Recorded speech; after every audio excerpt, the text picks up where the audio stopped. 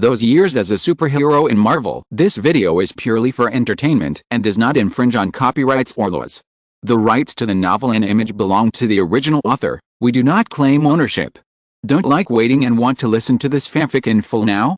Subscribe to our Patreon, where you'll find the best fanfics. Chapter 1001, Heading to Xander. Lee Ji is trying to deal with some promotional videos. He wants to do some publicity to reduce the pressure on ordinary people caused by online rumors. On the other side, Sam, the rising star who is highly expected by Lee Ji and the Illuminati, has begun his new journey to the starting point.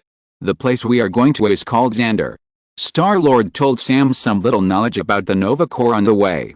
He leaned comfortably in his sofa seat, which was a fully automatic seat with massage and heating functions prepared by Lee Ji for the Guardians of the Galaxy. All the seats that can be replaced on Star-Lord's spaceship have been replaced. They have all been replaced with more comfortable seats. Xander. Sam sat opposite Star-Lord with a bottle of Coke in front of him. He was drinking Coke while listening to Star-Lord's story. Yes, that's the name. This is the headquarters of the Nova Corps and the source of your Nova ability. Star-Lord adjusted the seat to the heating and vibration mode.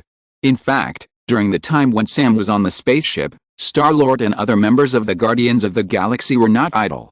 They all used their free time to educate Sam, including the standard cosmic terms promoted by the Nova Corps, some common sense within the Nova Corps, and some methods of using the electronic equipment commonly used by the Nova Troop, etc. The main reason for teaching Sam these things is to enable him to adapt to Nova Corps as soon as possible in the future. Another reason is that Sam is the son of the legendary hero Richard Rider. How many people are there in the Nova Corps? How many Novas are there? Sam is very curious about everything about the Nova Corps. Because these days, Star-Lord has been instilling a concept in him. That is, the Nova Corps is an organization responsible for maintaining justice in the universe, especially in the Milky Way. If it weren't for the efforts of the Nova Corps, the Milky Way would probably have fallen to violent organizations long ago. For example, the Zerg, the Alien, the Thanos, and so on. The Nova Corps has a very large number of people, with tens of millions of soldiers on duty. The entire Xander is the headquarters of the Nova Corps and our largest logistics base. And a place for recuperation. Star-Lord said. As for how many Novas there are? I can only say that there are very, very few. It is very difficult to become a Nova. There are only 500 Novas in the entire Nova Corps.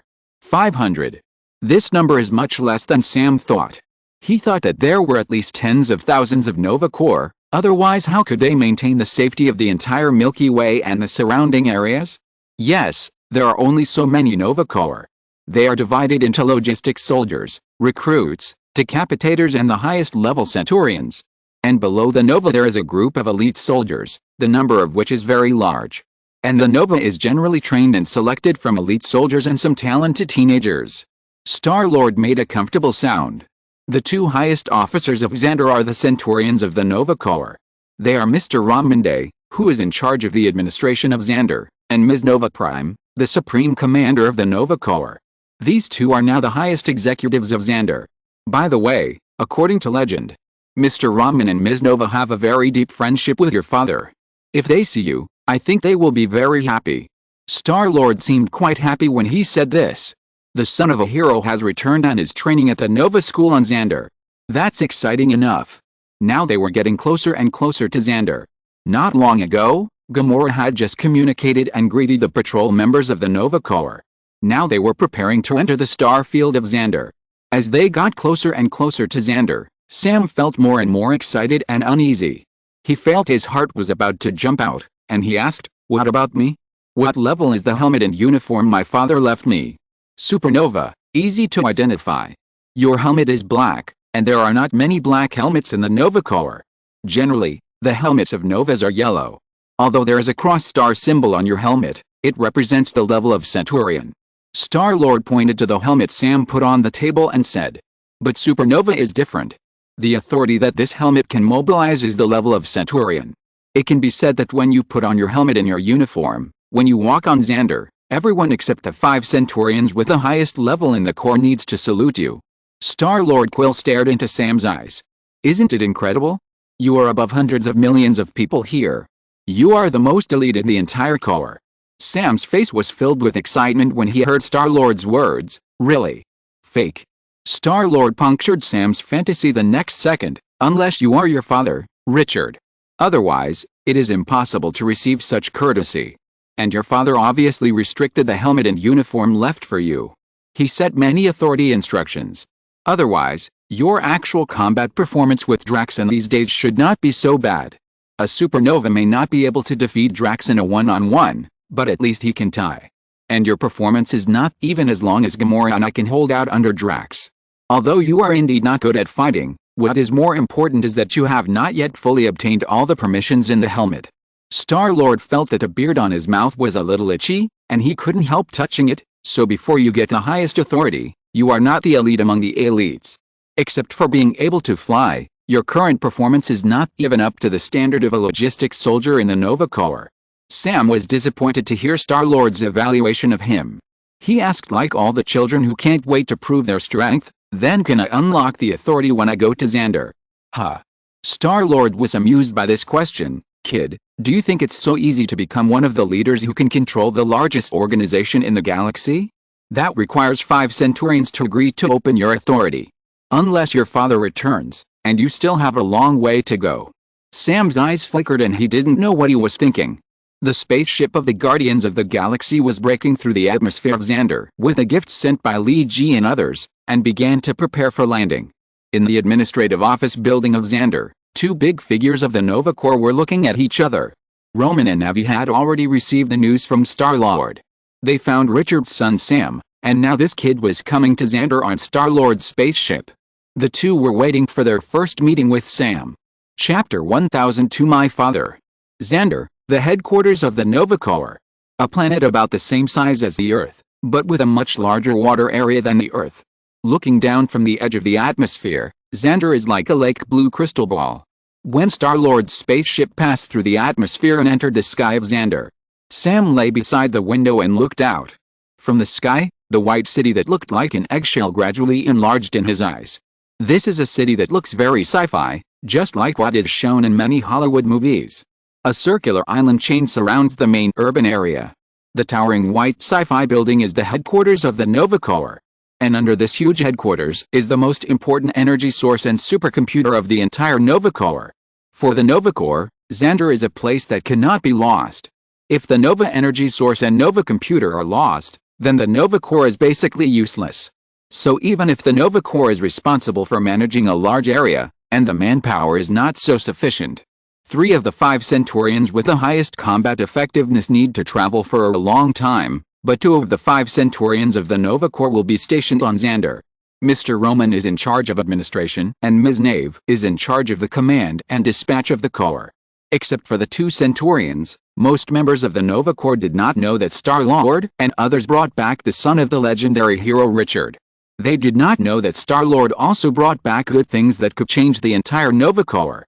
After parking his spaceship on the apron, Star-Lord greeted the manager who handled the storage. He said that there was a large cargo hold behind his spaceship, which contained local specialties brought back from Earth, and some small gifts for the brothers of the Nova Corps.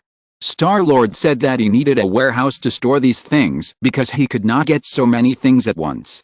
Originally, renting a warehouse like this to store your own things required payment. However, the custodian who managed the warehouse heard that it was a local specialty brought back by Star-Lord, and then distributed it to all the brothers of the Nova Corps. The custodian waved his hand and said that there was no need to pay. He said that as long as he had his own share of the local specialties, it would be fine. Star-Lord naturally said that it was no problem. In fact, the members of the Nova Corps are very complex. The entire Corps is composed of civilizations from different planets. Its main members are composed of 1,000 cosmic civilizations in the Milky Way. And these 1,000 civilizations also form the Galactic Alliance, which has relative rationality and restraints with each other. There was no genocide-level war due to excessive expansion. The Nova Corps manages the Galactic Alliance. The philosophy of the Nova Corps is to maintain the diversity of multi-civilization and multiculture in the universe. Only when multiple civilizations shine in the universe can this universe shine.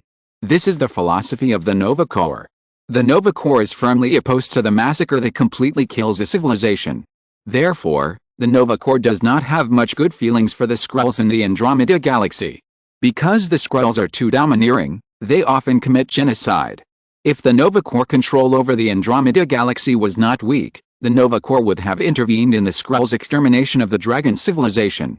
Because of the complexity of the Nova Corps members, there are all kinds of people on the Nova Corps headquarters. Xander, huh? Sam didn't know if these creatures could be called people.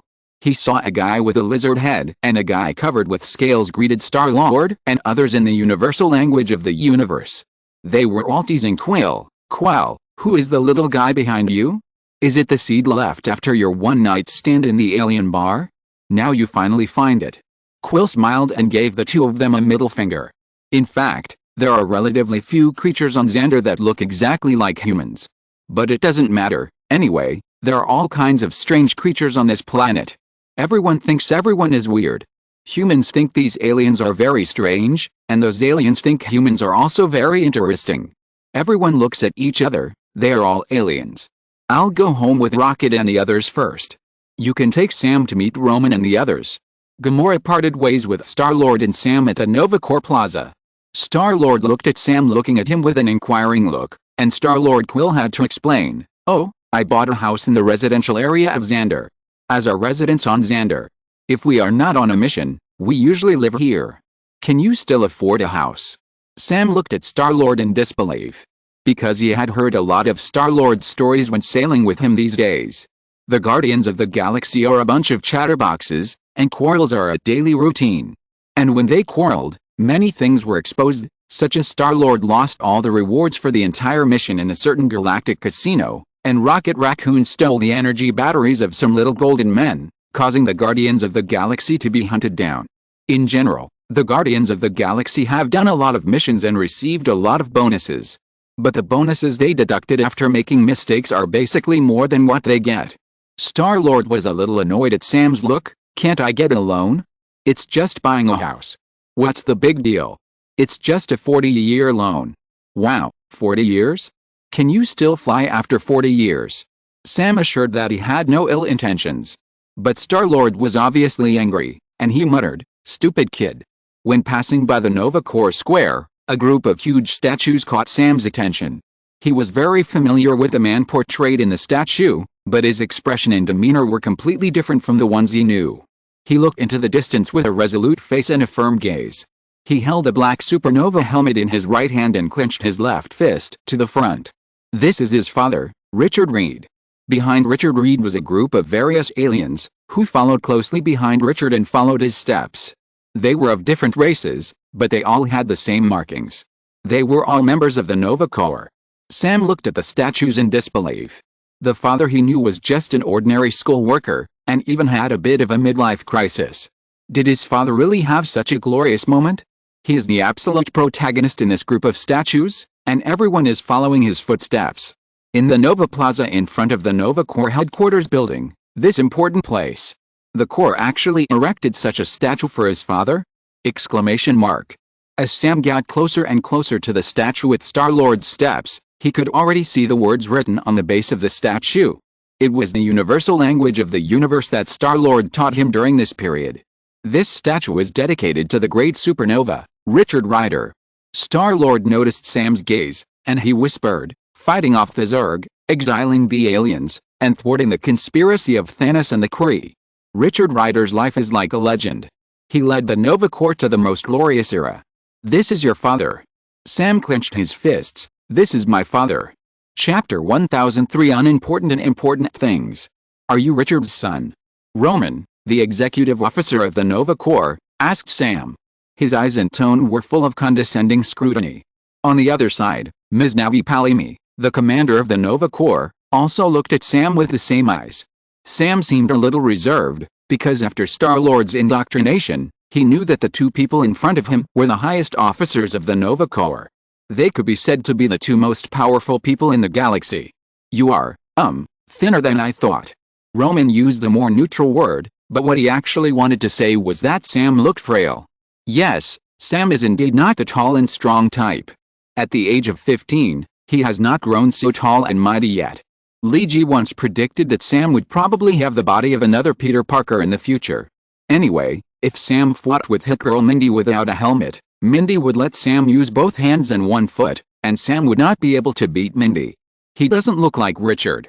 Miss Palimy's eyes seemed a little more demanding. She circled around Sam twice. Then she turned to Star-Lord and asked, "Are you sure he's Richard's son?" Star-Lord answered seriously, "Yes, Mom, that should be certain. Richard's helmet is here. The use of this helmet should only be allowed by Richard and his immediate family members who have his genes, right?" Star-Lord handed Sam's black helmet to Roman and Palimony. After taking the helmet, the two looked at it for a few seconds, and then used the Legion's authority to check the authenticity of the helmet. The two looked at each other, and Roman spoke first. "Your name is Sam? Do you know where your father is now?" Sam shook his head. He used to think that his father ran away from home because of the midlife crisis. Later, his mother said that he left to avoid possible enemies and prevent them from hurting his family. So Roman and Palimony didn't get much useful information from Sam's questioning. In fact, they also wanted to know Richard's whereabouts. "Son, although it may not be humane to say this, I need to recycle this helmet on behalf of the Nova Corps." Roman, who is in charge of administration, suddenly said this, which caught Sam and Star-Lord by surprise. "No. This is my father's legacy." Sam said it as if his father was already dead. Wait, sir. Isn't this a bit too much?" Star-Lord took a step forward and seemed to want to help Sam get the helmet back from Roman's hand. But Roman pushed Star-Lord's hand and he staggered and deviated several steps. Sam was even more excited. He took a big step forward, but was blocked by Palimony before he reached Roman. Miss Palimony grabbed Sam's hand and made Sam unable to move. "You are all liars." Sam's eyes were full of reluctance. "You are all liars. This is my father's thing. You have no right to take it." Star-Lord had just recovered from his stagger. He pointed at Roman and said, "Mr. Roman, I respect you very much. But robbing a child's things is not the style of a good leader. I suggest you return the things to the child." Roman squinted at Star-Lord. "Are you trying to threaten me? Or do you think you can do whatever you want as a member of the Guardians of the Galaxy? Don't forget how many bad things you have done and I have to clean up your ass. Last time I asked you to go to the little golden man's house to help them protect the energy battery, but Rocket Raccoon actually stole it. As a result, the high priest of the little golden man chased me to Xander and pointed at my nose and cursed. I haven't settled this account with you yet." Roman's words softened Star-Lord, who had been planning to seek justice for Sam. "Well, what? But it's always bad to rob children, right?" Star-Lord's tone was obviously softened a lot. After all, Sam brought him to Xander by himself. In a way, he does have to be responsible for him. Miss Palimony, who was holding Sam, looked at Sam and asked, "Do you really think you can have it now?" "Sam, what?" Roman said to Sam and Star-Lord, "I gave this helmet to Richard because of his extraordinary ability. Even though he is just an ordinary Earthling, he has extraordinary qualities and an indomitable spirit. That's why he can have this helmet. At that time, my spaceship had an accident and crashed to Earth and met Richard. He helped me fix the spaceship and showed his selfless character. I invited him to join the Nova Corps. He worked his way up step by step. And he has become our pride now, and the most outstanding supernova in the Nova Corps for so many years." It turned out that Roman was the guide for Richard to enter the Nova Corps. It can be said that Roman is a teacher and friend to Richard. But what about you? Do you have the ability to become a supernova directly now? You haven't shown your qualities yet. Roman made the final conclusion. "Sam, the helmet is here with me. I will keep it, and we will go find your father. If you want to inherit your father's helmet, then go to the Nova Corps school and study hard. Your identity will be hidden, and you will not be the son of a hero. You will just be an ordinary candidate selected from Earth. Only if you perform well in the Nova Corps school will you be awarded the Nova helmet." Roman said so. At this time, Star-Lord realized that Roman's actions were meaningful. He nodded in sudden realization. Yes. He brought Sam to the Nova Corps school for training. Those who entered the school were elite warriors and outstanding teenagers selected from other planets. After entering the school, most of them could only become elite warriors, and only a very few could wear the Nova helmet when they graduated. Sam went to school with the supernova helmet on his head. I don't know how many people would be jealous. And if Sam entered the school as the son of a superhero, then his every word and action would be watched by everyone. Does his behavior match the identity of a hero's son? This will undoubtedly bring great pressure to Sam. Star-Lord felt deeply about this. Roman and Palame decided to temporarily keep Sam's helmet and explained the reason. Sam seemed much calmer after the reason was given. Because Roman was right, was he worthy of owning this helmet now? He still needed more training, not the playful training he had in the past. In the square was a statue of his father. Aliens from different civilizations who came and went on this planet had admired his father. They had all taken photos under this statue. They called their father a superhero, but what about him? He wanted to be a superhero who was no less than his father. Sam made up his mind. Roman and Palame arranged for Sam to go to the Nova Corps school for training. However, Star-Lord did not leave the office with Sam.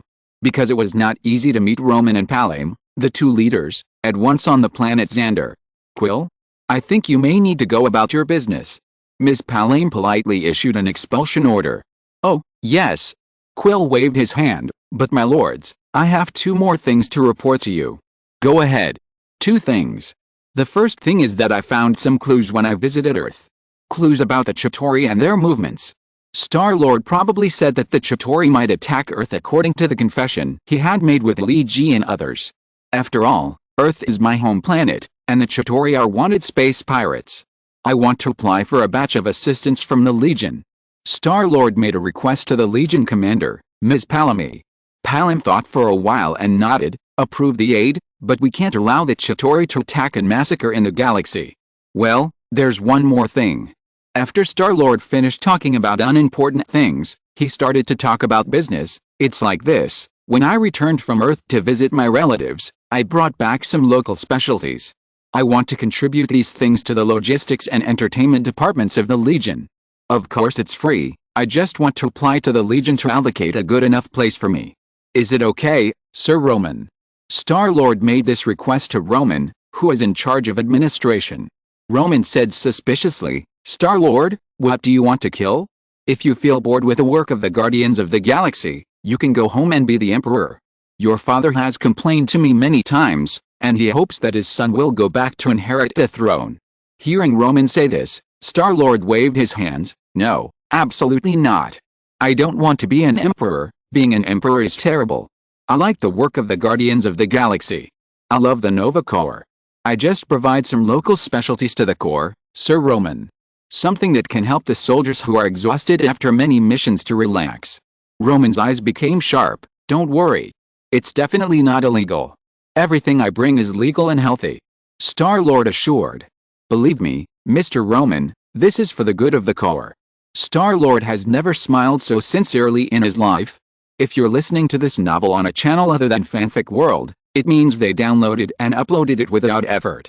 We cordially invite you to visit our channel, Mundo Fanfic Novelist. There you'll find the original version of this story and you can explore many other novels of various genres. We're waiting for you to immerse yourself in a world of incredible novels. Chapter 1004 The Beginning of Temptation. After talking about important and unimportant things, Star-Lord still didn't leave.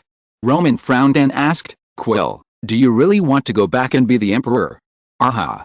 Actually, I have a trivial matter to inform the two adults. Star-Lord tried to make himself look relaxed, as if this matter was not a big deal. Roman and Palame looked at each other and said to Star-Lord helplessly, hurry up and tell me. There was no way.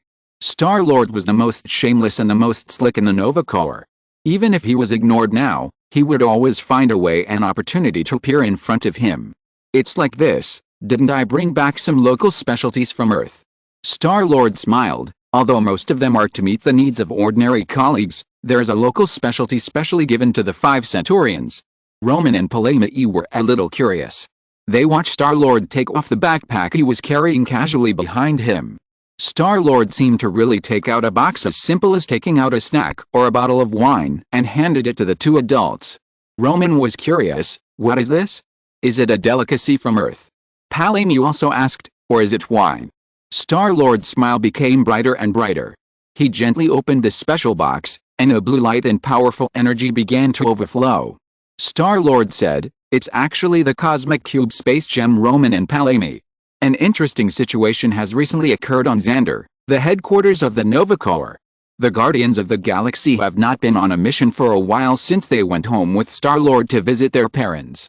Although the Milky Way has been relatively calm recently, and the Nova Corps does not insist that the Guardians of the Galaxy go out to save the world, setting fires everywhere. But how do the Guardians of the Galaxy live if they don't go on a mission? The subsidies given by the Nova Corps are not enough to compensate them for the daily damage to other people's belongings.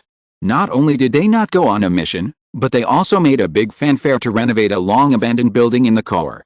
And it was the engineering team within the Corps that helped them with the renovation. It is said that Star-Lord brought back a lot of local specialties from his hometown and prepared to share them with everyone in the Nova Corps. In fact, since there are people from various civilizations in the Nova Corps, some people will bring various local specialties to Xander to share with everyone. But because each civilization is different, for example, a guy who looks like a lizard man, his hometown specialty is some kind of pickled animal eyes. And it is the kind that can be eaten whole without cutting. The eyes as big as a fist are placed in front of everyone, making people hold and chew, vomit. Many people can't accept it. So many people in the Nova Corps are not interested in Star-Lord bringing back some local specialties from Earth. Because everyone thinks, most of them are all kinds of weird things. Although many people don't think they are very interested, Star-Lord still has a lot of connections in the Nova Corps. After all, he has been a guardian of the galaxy for so many years and has helped the Corps a lot, although he has caused as much trouble as he has helped the Corps. But when Star-Lord persuaded the Corps' top brass to build a building for him, and hired someone to spend 3 days to renovate it, and named it Earth Entertainment City Zero, after it opened, hundreds of people came to the scene to support Star-Lord. Although the number of people who came to the scene was less than expected, it was enough to have people come. Star-Lord and Gamora stood at the entrance of Earth Entertainment City, smiling and welcoming every guest who came to support them. Star-Lord and Gamora were not worried that Earth Entertainment City would not be popular, although the number of people on the first day was relatively small. But as long as word of mouth spreads, there is no need to worry about lack of people. Is it really good to be free? We worked hard to transport this from Earth. Gamora whispered to Star-Lord. This is just a promotional method. We need to use free things to open up the market. But the scale of this free Earth Entertainment City is limited. Look, only 500 people came today and it's almost full. Star-Lord pointed inside. There are so many people in the Nova Corps. In addition to the Nova, there are also so many elite warriors and administrative personnel in the Corps. What can an entertainment club that can only accommodate 500 people do? After they have become accustomed to enjoying everything here, can they still eat in the canteen provided by the Corps with peace of mind? Can they still play boring fighting games in the free logistics rest area? Quill was full of confidence. When the time comes, this place can only accommodate 500 people, which is definitely not enough to meet the daily needs of the entire Corps. We can expand it to a real entertainment city that can accommodate thousands or even tens of thousands of people. Just like the entertainment venues I saw in Las Vegas. Star-Lord's confidence infected Gamora. And the Nova Corps Centurion Miss Irani Rail, who stepped into the Earth Entertainment City for the first time, was full of curiosity about this entertainment city. Irani is an alien who looks very close to an Earthling. It should be said that they belong to the same category as humans. After maintaining the law and order of the universe for a long time, it is finally Irani's turn to rest. Returning to Xander to just and rest is the most relaxing moment for Irani. However, the entertainment and relaxation facilities at the Nova Corps headquarters are really lackluster. Go to the bar to drink? Forget it, Irani doesn't want to be approached. Go to the club to play fighting games? Forget it, I've played enough. Or go for a walk on the beach? Irani suddenly didn't know what he should do to relax. At this time, Star-Lord opened the Earth Entertainment City. But Irani thought that maybe he should give it a try. Although this may not be that good, it may not be that bad, right? At least it won't be as disgusting as eating the compound eyes of a certain creature raw. In fact, after Irani came here, he found that he really thought too much. Not only is there no raw compound eyes here, but there are all kinds of things that he has never seen but finds very interesting. After entering from the gate, turn left to the restaurant and bar lounge. Food needs to pay a small amount of cash to buy, but this can't be free. But are those cute little things in the glass cabinets that look soft and sweet, and have various dreamy colors really food? Actually, it was a variety of cakes, which were brought back by Star-Lord as semi-finished products and then heated up by the chefs here. Very simple. Wait, what is this thing called? Strawberry chocolate cupcake. Irani's girlish heart burst out when she looked at the cute food in the cupboard. She paid for one without hesitation. Even if it didn't taste good, it was okay just for looking at. Strawberry chocolate cupcake. The bottom layer was a soft chiffon cake full of milk fragrance, and the chiffon cake was decorated with strawberry-flavored cream, and a ball of cream was also inserted with some strawberry-flavored chocolate. The overall color was pink and white, and coupled with the tender yellow of the chiffon cake, Irani felt satisfied visually. And smelling the fragrance of chocolate, cream, butter and sugar. This was a fragrance Irani had never smelled before. Great! She decided to try this little cutie that she had never eaten before. The 10th captain scooped a small spoonful of strawberry chocolate cream with a part of the chiffon cake and put it into his mouth. The cream melted instantly after entering the mouth, releasing a strong milky fragrance. Then came the slightly sour and slightly sweet taste of strawberry, followed by the rich aroma of chocolate, paired with the soft chiffon cake. Irani took a sip and the chiffon cake almost melted. Irani swore to Nova Computer that she had never eaten food with such a unique taste in her life. With just one bite, she fell in love with a strawberry chocolate cupcake. She felt that she was willing to work hard for a day for it. The surprise that Earth Entertainment City brought to the Nova Corps had just begun. Chapter 1005, Boiling. Xander, Earth Entertainment City. This entertainment venue, which has only been open for less than 10 days, is now the most popular place on Xander. The queue of people starts from the main gate and extends all the way to several blocks away. Judging from the queue of people, there are at least thousands of people queuing. The Earth Entertainment City can only accommodate 500 people at a time. If the number exceeds this, the queue can only be limited. Earth Entertainment City is full of various local specialties brought back from Earth by Star-Lord, including various kinds of food, such as the delicious cake that captured Irani. There are also various semi-finished products that are delicious only by heating. For example, marinated and frozen kung pao chicken, spicy crayfish and curved chicken steak. In addition to food, the Entertainment City also provides various leisure and entertainment services. For example, Star-Lord brought several sets of cinema equipment and built a theater in the Entertainment City to play selected movies from Earth for everyone. These Illuminati bosses worked overnight to translate the subtitles of the universal language of the universe through super-intelligent AI. In addition, they brought various game equipment and game consoles. Irani, the Centurion of the Nova Corps, had a vacation of half a month, which was her annual vacation for the whole year. In the past, besides resting at home on Xander, her biggest entertainment activity was probably playing fighting games with others in the club. But to be honest, fighting with others to death is tiring enough. Why should I make myself so tired during my rest time? However, there are only so many entertainment activities on Xander, either fighting in the club, gambling in the casino, or drinking in the bar. But since the opening of the Entertainment City, Irani found that her life can be so exciting during her rest time. The Entertainment City offers a variety of delicious food that she has never eaten. And there is also something called a movie. Oh my god. Irani swears that she has never seen this thing called a movie. It is clearly projecting images onto the screen through a projector, and then playing the pre-prepared sounds through the speakers. Obviously, all this is fake, but why can't I help but follow the storyline in the movie and feel ups and downs? Obviously, they are all stories about Earthlings, and I am not an Earthling at all, but why do I feel excited for these people I have never met, for their joys and sorrows? This is the third time I have watched Titanic in the theater.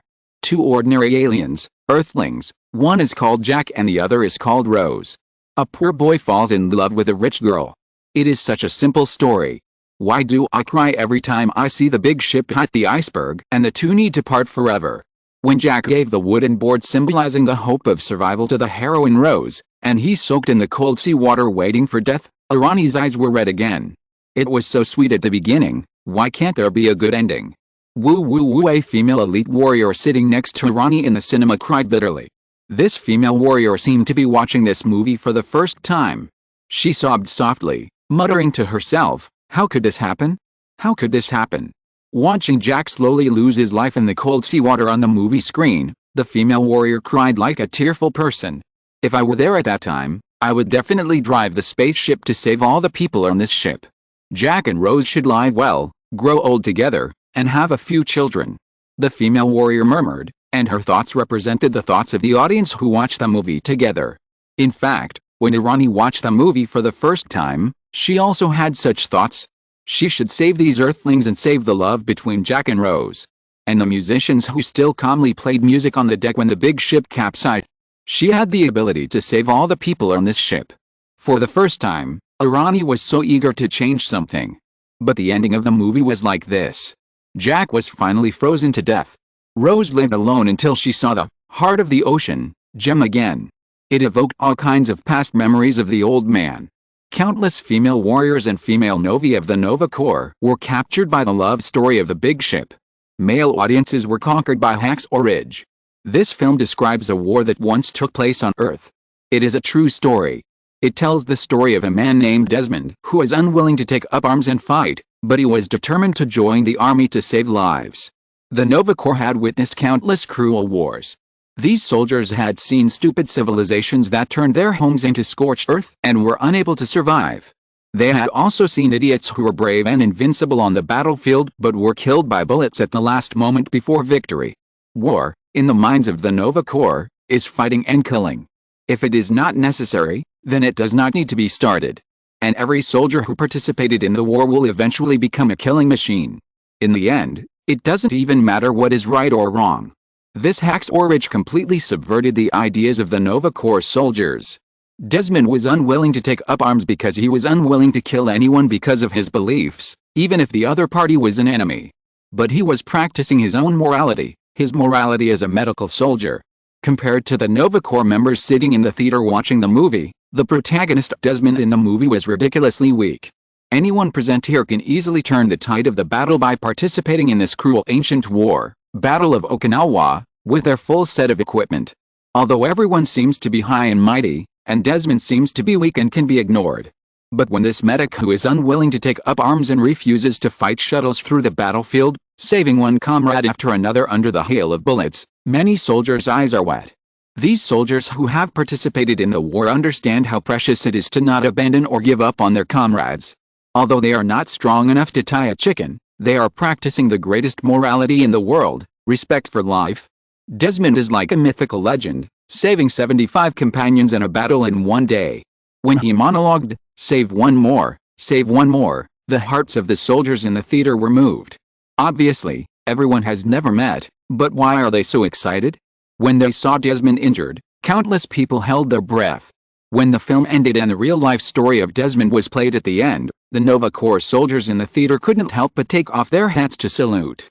It's not because of how high the other party's status is, or how strong the other party is. They respect Desmond simply because of the brilliance of humanity that flashes the most in him.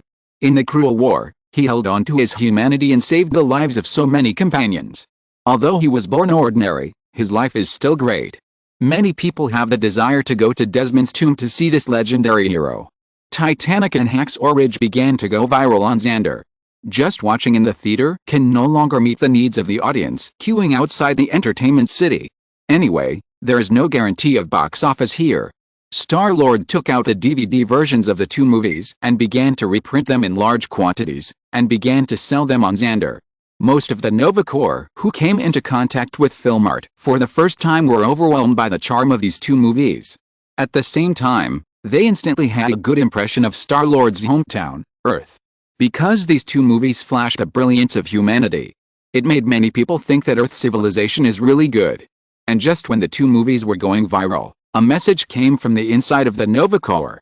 When Star-Lord returned home to visit his family, he discovered traces of the Chitauri, and their target might be Earth. Now Star-Lord hopes that the Nova Corps will send a support force to save his homeland. Xandr was instantly in an uproar. Chapter 1006 The World Needs Heroes. When the Nova Corps was preparing to rescue the Earth, the people on Earth began to panic. Because the speculation on the Dark Elves' attack on the internet was slowly becoming clear, the leader of the SWORD, Director Steve Rogers, issued a public statement. To our fellow Earthlings, we have been invaded by an alien civilization with malicious intentions. This was Captain Rogers' opening statement, very straightforward, so straightforward that many people could not accept it. 4 attacks occurred in Eastern Europe, Western Europe, Tuvalu in the United States.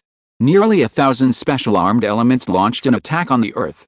And according to repeated inspections and confirmations, these creatures carrying weapons are indeed extraterrestrial life. This press conference was held for the world because the government could not cover up the attack.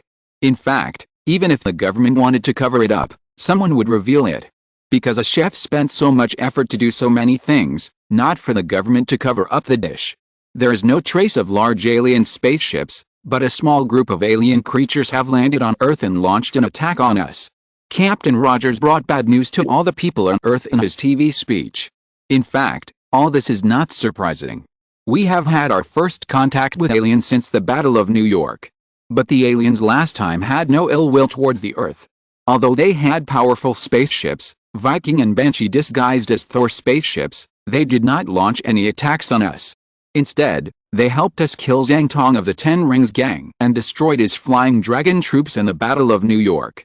But the universe is vast, we can't always think that all aliens are kind. Not every alien is an A. Note: Captain Rogers' news broadcast was being broadcasted simultaneously around the world. Fortunately, the scale of the alien attack this time was not large, and we also won. But we still have to be vigilant. Ladies and gentlemen, the cosmic age has really arrived. Captain Rogers finally emphasized this point. We need to be prepared for the opportunities and challenges we may face in the space age. Here I reiterate that in the face of alien enemies, they don't care about your race and beliefs. Humans should put aside their prejudices and unite.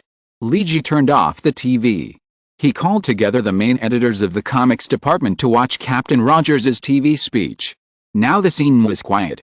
After listening to Captain Rogers' video speech, several editors showed a kind of restless mood, and looked like they would rush out at any time. Ladies and gentlemen, our times have changed. Lee Ji said, "What do you think of Captain Rogers' speech? The government actually directly announced the information about aliens instead of concealing it. It's hard for me to say whether this is good or bad. But I believe that some people will feel worried and afraid that aliens will suddenly come to their door." The editor-in-chief of Iron Man's personal publication said this. "Maybe the market will be in chaos for a while because of this, but it will be much better once the trend passes. In fact, Hollywood science fiction movies have created too many alien panic images to scare us, which makes many people feel a little scared from the bottom of their hearts." This comic editor is already 50 years old and has excellent drawing skills. He has experienced many storms in his life and is a calm person. His evaluation of this matter is quite pertinent. For example, among the dozen editors sitting here, some people showed the state he mentioned before, some worried and scared. Actually, fear is useless. Lee Ji said, "If the aliens really want to attack our doorstep, then we only have two choices. Then take up arms to resist, or sit and wait to die. Then which one do you choose, boss?" The question was asked by Ivy, the editor in charge of the X-Men and Deadpool and Hawkeye publications. That is, the one with the online name Pure White. Because of the comics she serialized on the internet about the love-hate relationship between Deadpool and Hawkeye, and the intentional or unintentional exaggeration of the Avengers of S.H.I.E.L.D. Hawkeye's reputation, which was once tarnished by Deadpool, began to slowly recover. In the comic plot designed by Ivy, Deadpool becomes a funny character, while Hawkeye is a cold and manly man. The online serialized fanfiction received extremely high praise. After repeated consideration, Lee Ji merged the Deadpool and Hawkeye publications and made a combined publication of Deadpool and Hawkeye. It can be regarded as a side publication of Avengers. However, the current Avengers has not been very popular because it lacks a series of important core characters such as Iron Man, Thor, and the Hulk. Now the sales volume of the side publication Deadpool and Hawkeye has exceeded the main publication of Avengers. In particular, the story of Deadpool and Hawkeye's love and hatred and their mutual obstacles in the story, which made the whole thing chaotic but they were able to complete various tasks, attracted the laughter of many book fans. Hawkeye's commercial value began to gradually recover. Lee Ji now feels that the $1 million he gave to Hawkeye was not in vain. This is the most cost-effective hero copyright he has invested in. Hearing Ivy's question, Lee Ji smiled and said, "Die on your knees and live on your feet. This is my idea and the main purpose of asking you to come here. I believe you all know that I have contacted several Hollywood directors and specially found superheroes I know to shoot short films. It's not commercial, but public welfare. Now that the news of the alien attack has been announced, there must be a lot of fragile people who are under great mental pressure. We have an obligation to help everyone build some confidence. Lee Ji stared at his editor and said, "It's the same for shooting public welfare short films, and it's the same for me asking you to come. I need you to draw supplements, using the heroes in your works as material. You can draw them fighting aliens, or you can draw their contributions to protecting the people, the world, and peace. We need to make our own voices and let all those who are confused in this change firmly believe that we can get through this difficult time." Lee Ji paced in the office. "Although we are an entertainment company, our main business is based on heroes. I will pay separately to make a supplement at a super low price. I require all heroes' personal publications to express this theme this time and to organize a major joint event. There are already enough sensational news on TV, we don't need to do that. What we need to do is to calm readers down. In times like these and in the more difficult times that may come in the future, we need someone to set an example and be a beacon. And this is the meaning of heroes. We need to make everyone understand that this world has heroes. Even if they are knocked down, fall into despair, get dragged into trouble, and their lives are not as they wish. But they stand up again and again to fight against fate. Fight to uphold the ideals and justice in their hearts." When Lee Ji said this, Ivy raised his hand. "Boss, but didn't you always ask us to make heroes more lifelike?" And many heroes are indeed very lifelike, such as Spider-Man and Blade. The fact that he had to pay off the mortgage for buying a house for 20 years was published in the New York tabloids. Will the sudden publication of such a supplement affect our long-standing positioning of heroes? Don't you often say, "They are heroes, but they are also ordinary people"? This sentence. Lee Ji nodded. "Yes, they are heroes, but they are also ordinary people. But conversely, they are ordinary people, but they are also heroes. The meaning of heroes has never been how powerful or indestructible they are. We used to worship God, but we could not fully believe in God, because God was lying high above the 9 heavens, unattainable. And now look, there are no gods, but we have a group of human heroes who walk among the people and uphold our morality and justice. They can be fragile, they can be defeated, they can cry bitterly. But after going through all this, they can still stand up and move forward with their chests held high. It's not because they are so godly, but because of the brilliance of humanity in them. Like a guiding light, it can lead us through the difficult times. This is the darkness before dawn." Lee Ji stared at his editors and said word by word, "This world is not peaceful. This world needs someone to stand up at the critical moment. This world needs heroes." Chapter 1007 First Contact. The Earth needs heroes, but the Venus fleet needs a scapegoat. Because after the Chitauri arrive, someone needs to come forward to stop the attack. And the Venus fleet is now ready to fight. The Illuminati bosses have adjusted each warship to the best state, all the warships are fully charged, and all the weapons have been carefully adjusted. Dr. Hank and Tony Stark assured Lee Ji, every gun has been optimized to the best state, and the Banshee's Thunderbolt-class nuclear bombs have been replenished. Every electromagnetic gun of the Viking class has been adjusted to the best state, and the main gun of the Yamato class can be ready to fire at any time. We can ambush in the planetary belt of Saturn and wait for the Chitauri to come to the solar system to give them a concentrated fire welcome ceremony. Using the Thunderbolt-class nuclear bomb as the opening prelude, I think we can play a beautiful heaven and hell." Tony Stark is full of confidence. Lee Ji didn't know whether it was possible or not. We still need to find a nominal owner for this fleet, so that their existence is reasonable and legal. I don't want a group of politicians on Earth to know that these fleets were built by us. I hate that someone would have thoughts that they shouldn't have for these fleets. There are always some arrogant guys who think that they can control this powerful armed force by controlling us or our relatives and friends. Lee Ji tilted his head. There will always be such idiots. I don't have time to waste time with such idiots. It is an insult to my intelligence to pretend to be cool and slap them in the face. Tony Stark agreed with Lee Ji's statement. Yes, we are always bound on Earth. This may be the biggest difference between being a superhero and a supervillain. We need to follow the rules of the game, and we can't just overturn the entire game table. We can't afford such a price. Even if we can afford it, our conscience will be uneasy. Captain Rogers, who had just arrived, strode towards Lee Ji. His work at the SWORD has come to an end for the time being. Now governments around the world are beginning to intentionally or unintentionally strengthen the possible invasion of alien creatures. I never agree with sacrificing a group of people for a certain cause, especially when these people are abandoned and used against their will and out of ignorance. This is just like the barbaric human sacrifice in ancient times, dissecting living people as sacrifices to the gods. Hey, don't say that. The gods of Asgard have never asked their believers to make human sacrifices. Those who ask for this are some evil cults. Thor, wearing a military uniform and holding a hammer and transforming into the god of thunder, distinguished Asgard from this. Because we have similar ideas, we can come together. We have been working hard until today, and now we have reached the most critical moment. Leiji changed his clothes and became the appearance of Nightwalker with one click. Now, it's time for us to have a good talk with the Inhumans. The king of the Inhumans, Black Bolt, has sent an invitation, and he is now welcoming us to visit his capital. Professor X Charles was pushed by Dr. Banner and hurried over. Fortunately, we are in time. I think you are ready to leave. Leiji nodded. Yes, we need to go to the capital of the Inhumans to take a good look and have a good talk with Black Bolt and his ministers. The Chitauri will arrive sooner than we thought. Judging from the observation nodes we set, they will approach the edge of the solar system in at most 45 days. We don't have time to hesitate now. I need the Inhumans to make a decision now, either return to Earth or leave. This negotiation will obviously be difficult and risky. Professor Charles nodded. So I think you need more protection, Nightwalker. Although it's a bit embarrassing to say this, the Illuminati cannot do without you. Leiji smiled. In fact, the Illuminati cannot do without anyone here. Well, this time I want Thor and Magneto to accompany me to the Inhumans. Dr. Banner raised his hand. Wait, count me in. It may not be enough to have only 2 people.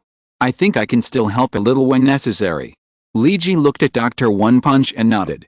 Then he turned to Dr. Hank and Tony and said, this time we will go to Attilan, the capital of the Inhumans. We have not had such close contact with the Inhumans. Don't have the intention to harm others, but be on guard against them. We are approaching them with 120,000 goodwill, but we also need to be prepared for various problems that may arise. I hope our fleet can support us at any time when we need it. Tony nodded. 2 mixed Yamato-class fleets are on standby at any time and can instantly jump to the vicinity of Attilan when needed. Leiji nodded, and he took Magneto, Thor and Dr. Banner to board the Twin Snake-class heavy transport ship. And farther away from Venus, there is a city floating in the universe between the Saturn planetary belt. This is the home of the Inhumans, their capital, Attilan. The Inhumans are descended from the remnants of the last civilization. They inherited a civilization that is older and more advanced than that of today's humans.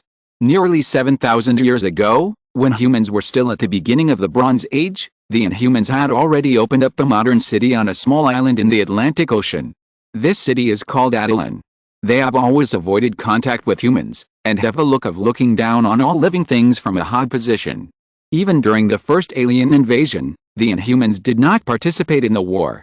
That was in 2620 BC. The Inhumans were obviously more powerful than all humans in the world at that time, but they stood by and watched. They just watched Imhotep, the founder of the first generation of the Holy Shield Brotherhood, the creator of the pyramid, and the man who was canonized as a god when he was alive, lead various powerful warriors to fight against mutants and aliens. Including the first Omega-level mutant in history, Apocalypse, is also a warrior under Imhotep. They won, and Imhotep secretly formed the Holy Shield Brotherhood. And all this has nothing to do with the Inhumans. Their city is hidden in the middle of the sea and between the snow-capped mountains. It was not until the beginning of the 19th century that humans entered the industrial civilization. At that time, the king of the Inhumans believed that Attilan was no longer safe to stay on Earth. Their secrets would one day be revealed by ordinary people, so they designed an anti-gravity device to send the entire city out of the Earth. The Inhumans are like this. Everything that happens on Earth seems to have nothing to do with them. They don't care about the birth, aging, illness and death of ordinary people, nor do they care about wars, diseases and plagues. They just stood by and watched with cold eyes as the current civilization on Earth went through thousands of springs, summers, autumns and winters. The Inhumans think they can go on like this, because they have been living like this for thousands of years. And now, maybe their ideas need to be changed. Because Attilan will welcome non-Inhuman guests from Earth for the first time today. Chapter 1008, Son of Thanos. Attilan, the capital of the Inhumans. Since the last meeting with Leiji, Black Bolt has been thinking about a question, that is, where the future of the Inhumans should go. Leiji had made it clear last time, the Inhumans have only 2 choices. If they agree with the Earth, they will return to the Earth. At the same time, they should appropriately share the civilization and technology from the previous era. There is another choice. If you do not agree with the Earth civilization and do not accept the first condition, then please move out of the solar system. The solar system is large, but it is also small. This galaxy can only be regarded as a barren place in the universe. There is no room for two civilizations to develop towards the cosmic era. In particular, a large number of inhumans have to be obtained from ordinary people on Earth. This is digging into the corners of the Earth. For the Illuminati, including Li Ji, the existence of the Inhumans is actually not much different from alien civilizations. It's just that the Inhumans have a large number of Earth immigrants. If the Inhumans agree with the Earth civilization and show their goodwill, then the Illuminati can accept them. But if they still want to be as high and mighty as the gods, and are indifferent to everything that happens on Earth, and do not consider non-Inhumans as their compatriots, then I'm sorry, please leave here. If you don't want to leave, then let's go to war. You should know that 99.99% of the people on Earth have no relationship with the Illuminati bosses and the Inhumans. The entire Attilan has less than 1 million people. Even if the Inhumans have technology and weapons that surpass the Earth, they are limited by their own population size, so they have been living off their old capital over the years.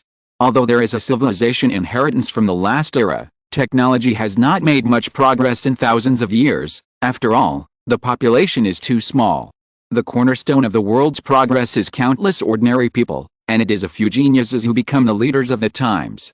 But the birth of geniuses requires a mass base. Perhaps in an era, only 3 or 5 geniuses standing at the top of the world will occasionally appear among the billions of people. And these geniuses lead billions of people to stride forward. The population of the Inhumans is too small, and there is not enough soil to give birth to enough geniuses. So although the Inhumans have been making progress over the years, they have generally been stagnant.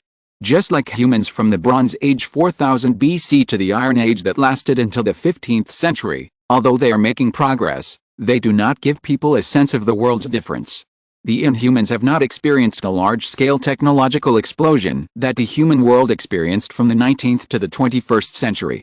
Although their technology is still more advanced than that of ordinary Earth, there will be a day when they will catch up. The Venus fleet of the Illuminati is also capable of fighting the Inhumans, if Black Bolt is determined to fight the Illuminati to the death. Moreover, Li Ji and his team have actually developed a potion that can make the genes of mutants and Inhumans appear in a peaceful state. You must know that the main reason why the Inhumans have not developed strongly for so many years is the process of Inhuman awakening. Inhuman awakening is a dangerous process, far from being as safe as Black Bolt told Li Ji. Although the Inhumans will make a lot of preparations to make the Terrigen Mist less exciting. But after the mutation, the Inhumans will have all kinds of strange mutations. Just like some mutants become very strange and look unlike humans after mutation, such as Dr. Hank, who looks like Winston the gorilla in Overwatch. The mutation of the Inhumans in this regard will be more, and many people can no longer see the human form after awakening. For example, Black Bolt's important helper, Tetanus. He looks like a breathtakingly huge Shar-Pei dog, the size of an adult European horse. But Tetanus is actually a person, but he turned into a dog after awakening. Because he turned into a dog, he can no longer find a partner and became a veritable single dog. Because he turned into a dog, he is essentially reproductively isolated from the Inhumans. Similar situations are very common in the Inhumans. Because of the existence of this reproductive isolation, the Inhumans cannot rely on their own population to reproduce. If they want to replenish the population, they must find fresh blood from the Earth. In addition, the Terrigen Mist is highly toxic to mutants who have already completed the mutation. So this is the main contradiction facing the Inhumans and the Earth now. In order to completely solve the mutant problem, Li Ji has promoted a large amount of X drug. If the Inhumans release a large amount of Terrigen Mist on the Earth, it will be equivalent to launching a biochemical attack. As mentioned before, Black Bolt is thinking about his attitude towards humans, and his tendency is to reach a cooperation with Li Ji. But some of his ministers firmly oppose this. The one who expressed the opposing view was his younger brother, the Inhuman Prince Maximus. This is a strange person. Although he was infected by Terrigen Mist with Black Bolt in his childhood, he did not show any signs of mutation. Unlike Black Bolt, he could destroy a tall building with one sentence on the 3rd day after his mutation. But the older Maximus gets, the weirder his personality becomes.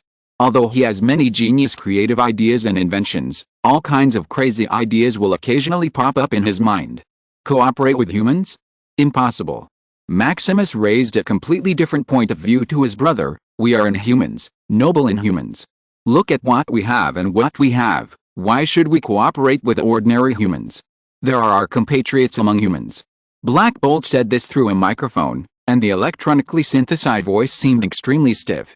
Compatriots? They are just a blood descendants of our ancestors who sometimes went out and messed around with female savages. We are already kind to accept them. Why should we accept the Earthlings who don't have our blood? Maximus was indignant. Didn't you listen to what I said? The Earthlings have a set of drugs that can reduce the genetic defects of the Inhumans. Ex-newborn drug, they have been promoted all over the world. This drug can neutralize the Inhuman genes and mutant genes. We need this drug. Black Bolt pointed to a huge Sharpei lying next to him and said, Tetanus should also find a girlfriend. The huge Sharpei's eyes showed desire. He has been lonely for too long. Those quiet nights were really lonely and hard to bear. Maximus said a little nervously, then we can just go and get it back. I only need one commando team and I can complete the mission. Enough. Shut up. The one who spoke sternly was not Black Bolt but Black Bolt's wife, the Inhuman Queen Medusa. She had a beauty that matched her name, and had thick red hair that reached her calves.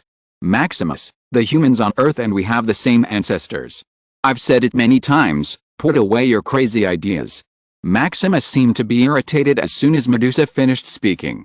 His face was shaking constantly, and his hands were clenched and began to tremble. Black Bolt sighed inwardly and shouted to his guards through the microphone, Guards! Imprison Maximus in the cell. I think he needs to calm down for a while. Maximus, who was taken away by the guards, was still roaring while being dragged away. You are lying. We can't have the same ancestors as the people on Earth. This is a scam, a scam.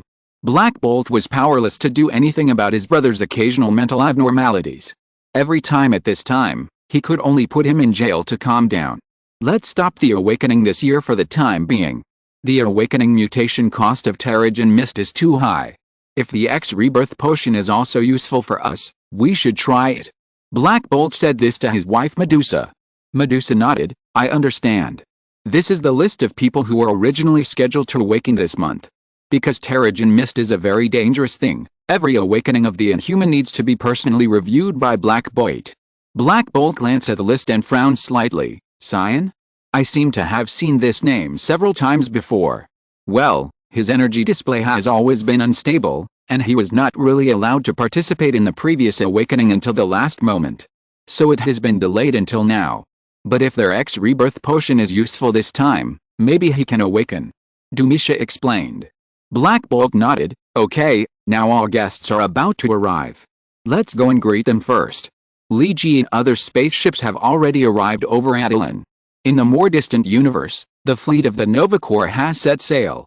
This time, the Nova Corps Novian elite warriors who were originally on vacation on Xander took the initiative to join the battle to defend the Earth. They were so enthusiastic that they even gave up their vacation, which touched Star-Lord. This time, he and his Guardians of the Galaxy will lead the Nova Corps to Earth as navigators. During the long flight, Star-Lord chatted with Gamora in his co-pilot seat to pass the time. Gamora, I'm your boyfriend, right? In principle, yes. What do you mean by in principle? Haven't we already done that? Doesn't that count? What do you think? Huh. Okay, I just want to say that I'm serious about you. I'm serious too. Lovers should be more open and not have too many secrets, right? What do you want to say? Well, it's just that long-distance calls are boring. I just wanted to ask, what was your main job under Thanos back then? Of course, you don't have to tell me if you don't want to. I'm just curious. Gamora looked at Star-Lord deeply and said slowly, help Thanos find his former illegitimate children in the universe. And then bring them back to Thanos? Does Thanos plan to train them to form his own army of sons? No, we're going to kill them and bring their heads and hearts back to Thanos. Thanos is such a pervert. Chapter 1009, Bread and Milk. The twin Snake-class heavy transport aircraft carried Li Ji, Thor, and Banner to Attilan. In order to show their sincerity, the twin Snake-class heavy transport aircraft did not carry any weapons. However, apart from Li Ji, the other three of the four who came were real humanoid nuclear bombs. And although the Twin Snake-class heavy transport aircraft did not have any weapons, but Dr. Hank and Tony were ready at any time. As long as Lee Ji called, the two Yamato-class mixed fleets would be overwhelmed. At least in the solar system, the Venus fleet is the most powerful armed force. So Lee Ji and others' contact with the Inhumans was not false at all. And those who came to greet Lee Ji were Black Bolt and his wife Dumisha. The power structure model of the Inhumans is still the traditional royal model, and it is also accompanied by a class system. Lee Ji couldn't say whether this system was good or bad. Although now the Earthlings think that the feudal registration system is a backward product, Lee Ji and others also knew it in the previous communication with Star-Lord. The Skrulls, who are much higher than the Earth civilization, still use the royal system to rule. The Dragon civilization destroyed by the Skrulls adopted the Senate system. So is this progress or regression? It is impossible to evaluate. However, this kind of centralization is still good for Lee Ji and others at present. Because Black Bolt and his wife Medusa can at least make a single decision on the Inhumans. This is at least better than going through the approval of Congress, and the upper and lower houses quarreling or even fighting over various issues, and no one will come to besiege the legislative yuan or something. Lee Ji and others want to start a revolution, and revolutionary work is not a dinner party. So when Lee Ji and Black Bolt met, the two did not have too many polite words. After entering Black Bolt's palace, the two started negotiations directly. So, what do you think of my last proposal? Black Bolt's real name.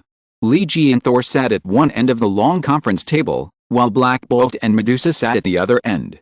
The huge Sharpay lying behind Black Bolt also attracted the attention of Lee Ji and others, because no one had ever seen such a huge Sharpay. I think this proposal is a little unfair. You ask us to hand over our scientific research projects for so many years, which is a bit too much? Black Bolt still disagreed with Lee Ji's proposal. In fact, I don't oppose the reintegration of the Inhumans into the Earth. I am not a racist on this point. As the leader of the Inhumans, Black Bolt is very clear about the predicament of the Inhumans. Reproductive isolation cannot reproduce a large enough population, which is the biggest predicament of the Inhumans. Otherwise, the Inhumans could have expanded the star field long ago, and there is no need to stay in the solar system. And this is my condition, Blackard. Lee Ji shook his head. In fact, the Inhumans' technology has not seen explosive growth over the years. You have inherited the civilization of the previous era, but have not solved your own problems. Excuse me for saying something unpleasant, but you are just living off your past achievements. Just like all technologies will be iterated and updated. The Earth is now in an era of technological explosion. And with our existence, Lee Ji refers to the Illuminati, the technological development of the Earth may be faster than you think. Maybe in a few hundred years, or even less than a few hundred years, the technology of humans on Earth will be comparable to that of the Inhumans.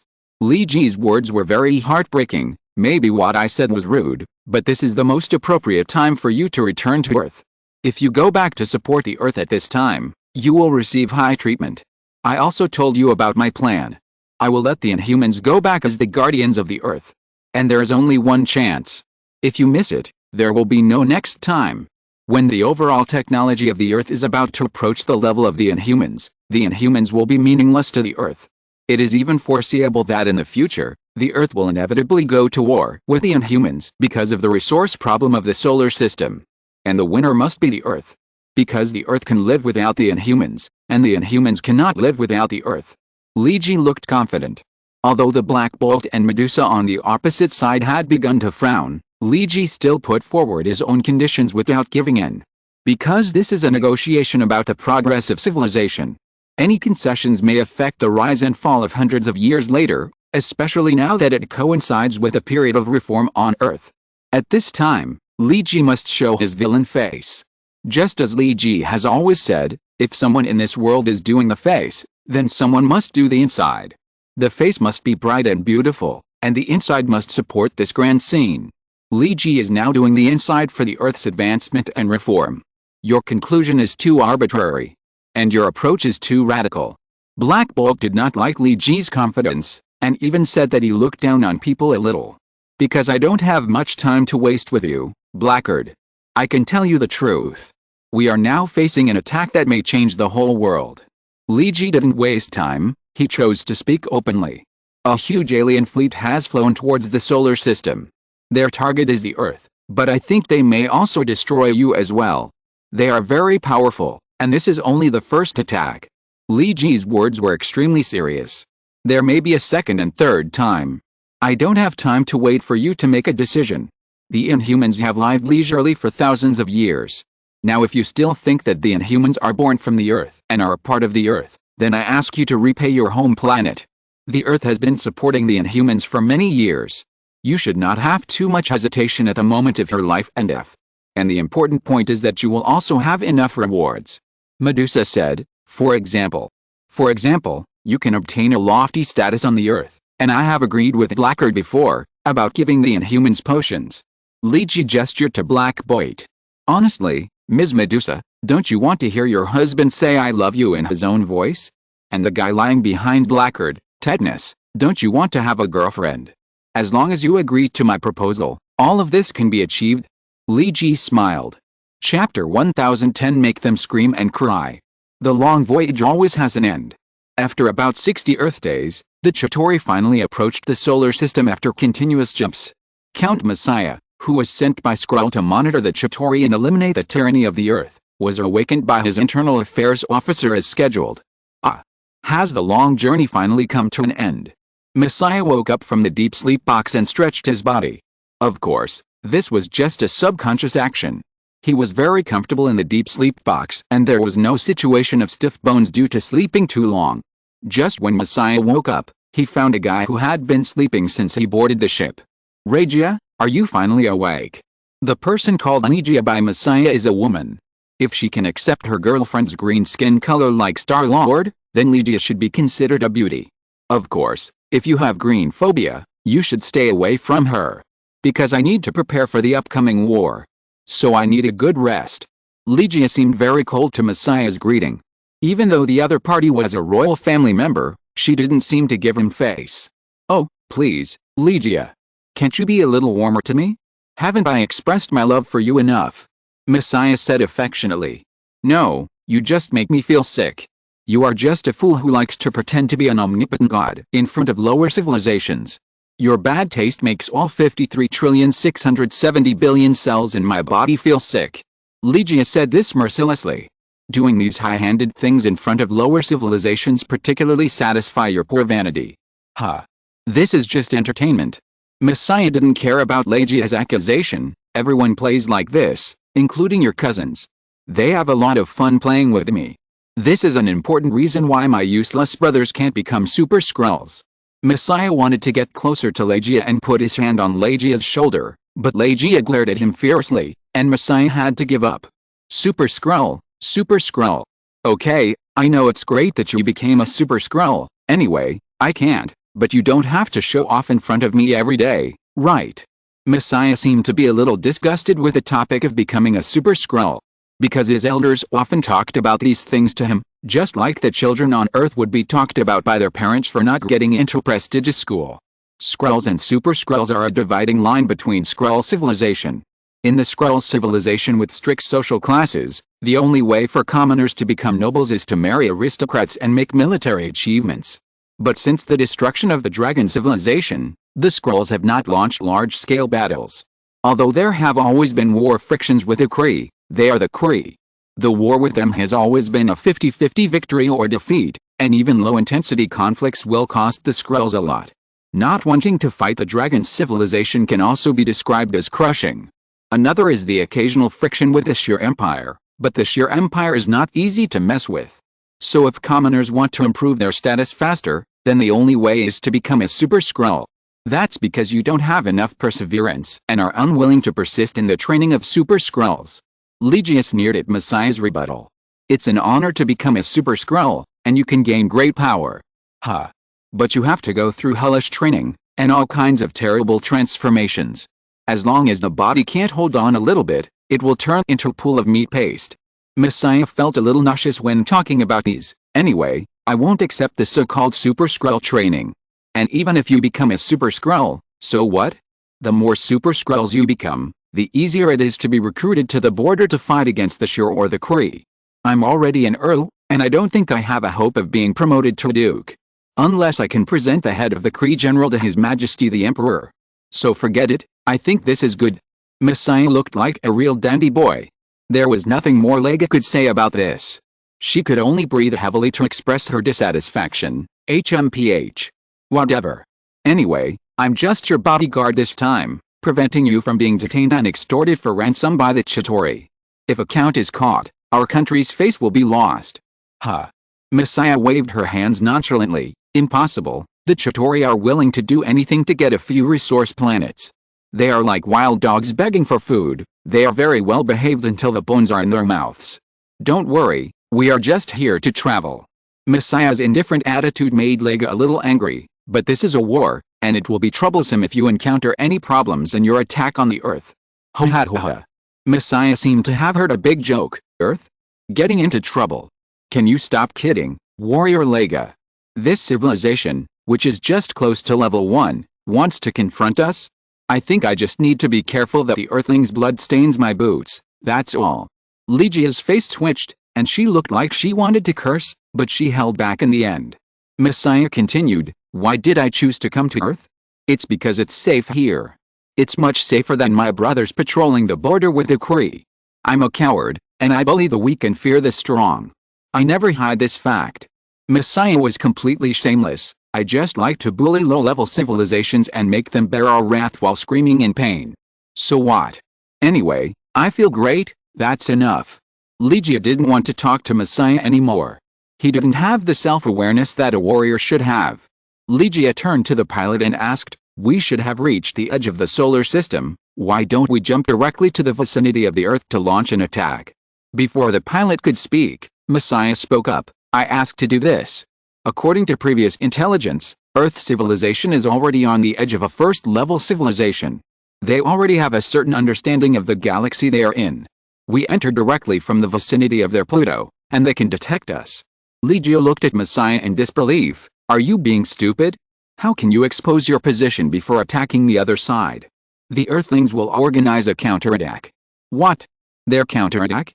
Haha. Using guns with 2,000 joules of kinetic energy to attack the Chitauri's overlord spacecraft? Or do you think their weapons can destroy our armor? They are just a group of backward barbarians. Messiah's face was full of disdain. My relatives fell there and were bullied by the Earthlings because they were alone. After all, they are just a group of scientific researchers, not warriors. The Earthlings bullied them, so I need to avenge this hatred. Messiah's tone seemed to turn cold when he said this. Maybe you think what I did is stupid, but I tell you, my actions will be rewarded by His Majesty the Emperor. His Majesty will be crazy to reward you. Huh. You don't understand. When the Earthlings can detect that an extremely powerful fleet is approaching the Earth, and they are powerless and can only watch themselves on the verge of destruction, they will fall into the abyss of despair and pain. This is far better than simply destroying them. Let them suffer and repent before they die. Messiah said this, with a little madness on his face. He has done this countless times when playing the God game with lower civilizations, and he is familiar with it. Now start recording everything we see and try to connect to the signal from the Earth. I want to see the Earthlings shouting in despair. I believe His Majesty the Emperor and the noble elders will like it. With this information, they should be able to vent a lot of their evil. Messiah used his political wisdom. In this way, maybe my fiefdom can have a few more planets. Ha ha ha. Messiah laughed wildly, and Legia was silent. She just hoped that nothing would go wrong now. P.S. Lika, a female warrior among the Skrulls, was once married to the Human Torch, but that was an old Marvel comic. If you're listening to this novel on a channel other than Fanfic World, it means they downloaded and uploaded it without effort. We cordially invite you to visit our channel, Mundo Fanfic Novelis. There you'll find the original version of this story, and you can explore many other novels of various genres. We're waiting for you to immerse yourself in a world of incredible novels. Chapter 1011, Squeezing Out the Last Value. Messiah's idea is actually partly correct, because with the current human technology, it is not difficult to detect astronomical anomalies near Pluto. For example, astronomers always check the small meteor showers flying into the solar system from this direction, and calculate whether they will hit the Earth or something. This is what almost every astronomer will do, and even without extremely professional equipment, some astronomy enthusiasts can discover astronomical anomalies that suddenly appear near Pluto. For example, none of the Illuminati members are majoring in astronomy, and they don't have astronomical telescopes used on Earth, but they also discovered that the Chitauri began to slowly fly towards the direction of the Earth from the orbit of Pluto. As for the behavior of the Chitauri and the Skrull coalition, Liji only had one comment: MDZZ. Are the aliens' brains not working? Why do they fly in so slowly from Pluto? Liji felt that either there was something wrong with his brain circuit or the other commander's brain circuit. Shouldn't they jump directly to Mars or even the Moon, and then attack the Earth directly? Why did they fly in slowly from Pluto? Is their commander's brain soaked in water? Is this really an advanced civilization? Don't they know that one of the most basic rules of war is to hide yourself as much as possible before launching an attack? Liji's series of comments attracted the approval of the Illuminati leaders, especially Tony Stark, Dr. Hank and Dr. Doom, who kept nodding. We also set up an anti-jump catcher in Saturn's orbit, ready to give them an emergency brake when they jump, and then fight a surprise attack. Tony said with great regret. But now it seems that this plan cannot be implemented. Captain Rogers was also confused, so why exactly do they have to slow down near Pluto? By the way, Dr. Hank, judging from their current speed, how long will it take them to reach the Earth? Dr. Hank, who was dressed in calico, pushed his black-framed glasses and said, judging from their sailing speed, it will take them about 7 days to reach the vicinity of the Moon's orbit. If they want to launch an attack on the Earth, they should also start near the Moon's orbit. Have our fleet and starport entered stealth standby mode? Captain Rogers asked. Dr. Hank nodded. Everything has been camouflaged. Unless they collide head-on, they will not be able to detect us. That is to say, they should not have discovered our ambush. Captain Rogers was also thinking about why the Chitauri slowed down near Pluto. Liji shook his head. That's why I think the other commander's brain is flooded with water. Does he think that Earth is so easy to attack? Why come here so openly and openly? As soon as Liji finished speaking, Dr. Doom suddenly interrupted. You are right. They may really think that Earth is very easy to attack. Just like when Russia attacked my Eastern European alliance before. Aren't the 5 permanent members of the United Nations also full of confidence? They think it's just a military walk. There was a hint of contempt in Doom's tone. My personal guess is that these aliens probably don't think that Earth is a problem at all. We treat them as grilled steaks on the table, and they may think that we are not even worthy of being the buns next to them. Isn't there a saying in the art of war, use a dignified army to attack a panicked enemy? It comes from the record of the art of war by Sun Tzu, and I think it makes some sense. The other party may also be planning this. Liji was not surprised that Doom had read the art of war. Anyway, the scientists present were all well educated, and it was not surprising that they set any illusions. So, what do they want to do? Dr. Hank was a little curious about the other commander's thoughts. After listening to Doom's words, Liji suddenly had an idea. He said, maybe it's to put pressure on the Earth. Pressure. Everyone turned their heads and looked at Liji. Well, you know. If you watch Japanese animations, there are often similar plots. For example, a big boss can just stab the protagonist immediately, and then the protagonist will die. But the boss doesn't do that. He will let out a lot of mouth cannons before the protagonist dies.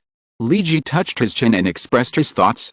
Then when the protagonist was talking nonsense, he slowly recovered his strength and his anger value reached max because of these nonsense, and then he killed the big boss. This is what is generally called the villain dies because of talking too much.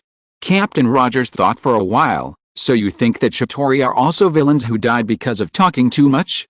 Liji shrugged, maybe their commander is a psychopath who wants to put pressure on the Earth. For example, watching the Earthlings know that the aliens are coming to attack, and then killing each other. Maybe the other side's commander is a pervert? It's hard to guess what a pervert thinks. As soon as Liji finished speaking, everyone stared at him. Hey! What are you looking at? The other side is a pervert, not me. Liji protested, but no one paid attention to him. Captain Rogers nodded. Yes, it is possible. I believe that many astronomy enthusiasts and professional astronomy organizations will notice the sudden appearance of the Chitauri on Pluto. If they approach the Earth slowly like this, it will indeed cause panic, because many people don't know that we are actually capable of fighting them. And at this time, fear may spread and cause a lot of chaos. Rogers shook his head. The enemy commander disrupted all our plans. Captain Rogers' concerns are not unreasonable. People are herd creatures. When a group of people start to panic, it will spread like a plague. But this is also an opportunity, isn't it? I thought they would directly break into the vicinity of the moon and launch a surprise attack. In that case, the sudden appearance of the Venus fleet would still be very abrupt, but now they have given us a good opportunity, haven't they? Li Ji put forward a different view. An opportunity for us to unite the world. When a strong external force strikes, people are always easily crushed. At the same time, countless historical experiences have proved that if a group of people stand up and call on their compatriots to resist, then everyone will burst out with powerful potential. This is a crisis, but also a turning point. It's time for mankind to stand on a united front. Role models should appear. Li Ji said this. He had decided to squeeze out the last bit of value from the Chitauri's attack. While they were talking about this, the staff on duty at an observatory on Earth were conducting daily basic observations as usual, recording the changes in the planets in the solar system. Most of these changes are boring because there won't be too many changes. But today's observation is destined to be unusual, because the observer discovered a group of meteor swarms flying towards the Earth at a very fast speed. Chapter 1012. What a good person. Although the nuclear weapons problem has been solved for the time being, no one can guarantee that the Earth will be safe. This is a meteor shower. Even if nuclear weapons can blow them up or make them deviate from their course, no one can guarantee that it will be 100% safe. So there must be a backup plan, because Dr. Charles and his team established a forward mining base on the moon a year ago, and now there are 51st batch space warriors of the SWORD being trained on the moon. So someone proposed a backup plan. What if the Earth can't escape this disaster? We need to leave the seeds of civilization so that they can rebuild the Earth in the future. Faced with a possible collision between heaven and Earth in 7 days, someone proposed this idea. This is not surprising at all. It is inevitable to consider defeat before victory. So someone proposed that a group of people first use the Ark spacecraft to transfer some supplies to the moon. If things are impossible and the Earth civilization will inevitably be destroyed, then let these people come back to rebuild civilization. But we don't have so many spacecrafts. The Ark spacecraft will be used to transform and transport nuclear bombs. We can only squeeze out one spacecraft to do this. Tony Stark expressed his views at the meeting. The most important thing we should do now is to face this matter positively. If we make an escape plan at the beginning, the whole society will be out of control. Now the news of the meteor shower can no longer be blocked. We can't confiscate all the telescopes of all astronomy enthusiasts, and we can't silence such a large group of people. This is not a problem that can be solved by deleting the comments of 1 or 2 people in the forum. Now almost all astronomy enthusiasts in the world are discussing the Pluto meteor shower. Maybe not everyone understands what it means, and maybe many people just treat it as an ordinary passing meteor shower. But as long as there is a day or two, then someone will definitely calculate their trajectory. Tony's statement was very accurate. 6 hours after the astronomical bureaus of various countries discovered the Pluto meteor shower, an astronomy enthusiast discovered the Pluto meteor shower. At first, he simply thought that he had discovered a meteor shower, and posted the observation data to a website where astronomy enthusiasts gathered to show off. Astronomy enthusiasts who had obtained the specific observation coordinates began to observe the meteor shower that suddenly appeared. 4 hours later, a netizen named Jack Cheng has no big nose published a data on the internet. The core content of the data was to prove the direction of this meteor shower. And the news was bad. This meteor shower was flying towards the Earth. This matter fermented on the internet, and more astronomy enthusiasts joined in, including some professionals from non-official institutions. The news that the meteor shower would hit the Earth in just 1 day and the Earth would be destroyed after the impact began to spread on the internet. The government was still doing everything it could to block the news and release smoke bombs. Because it would take some time for each country to transport nuclear weapons.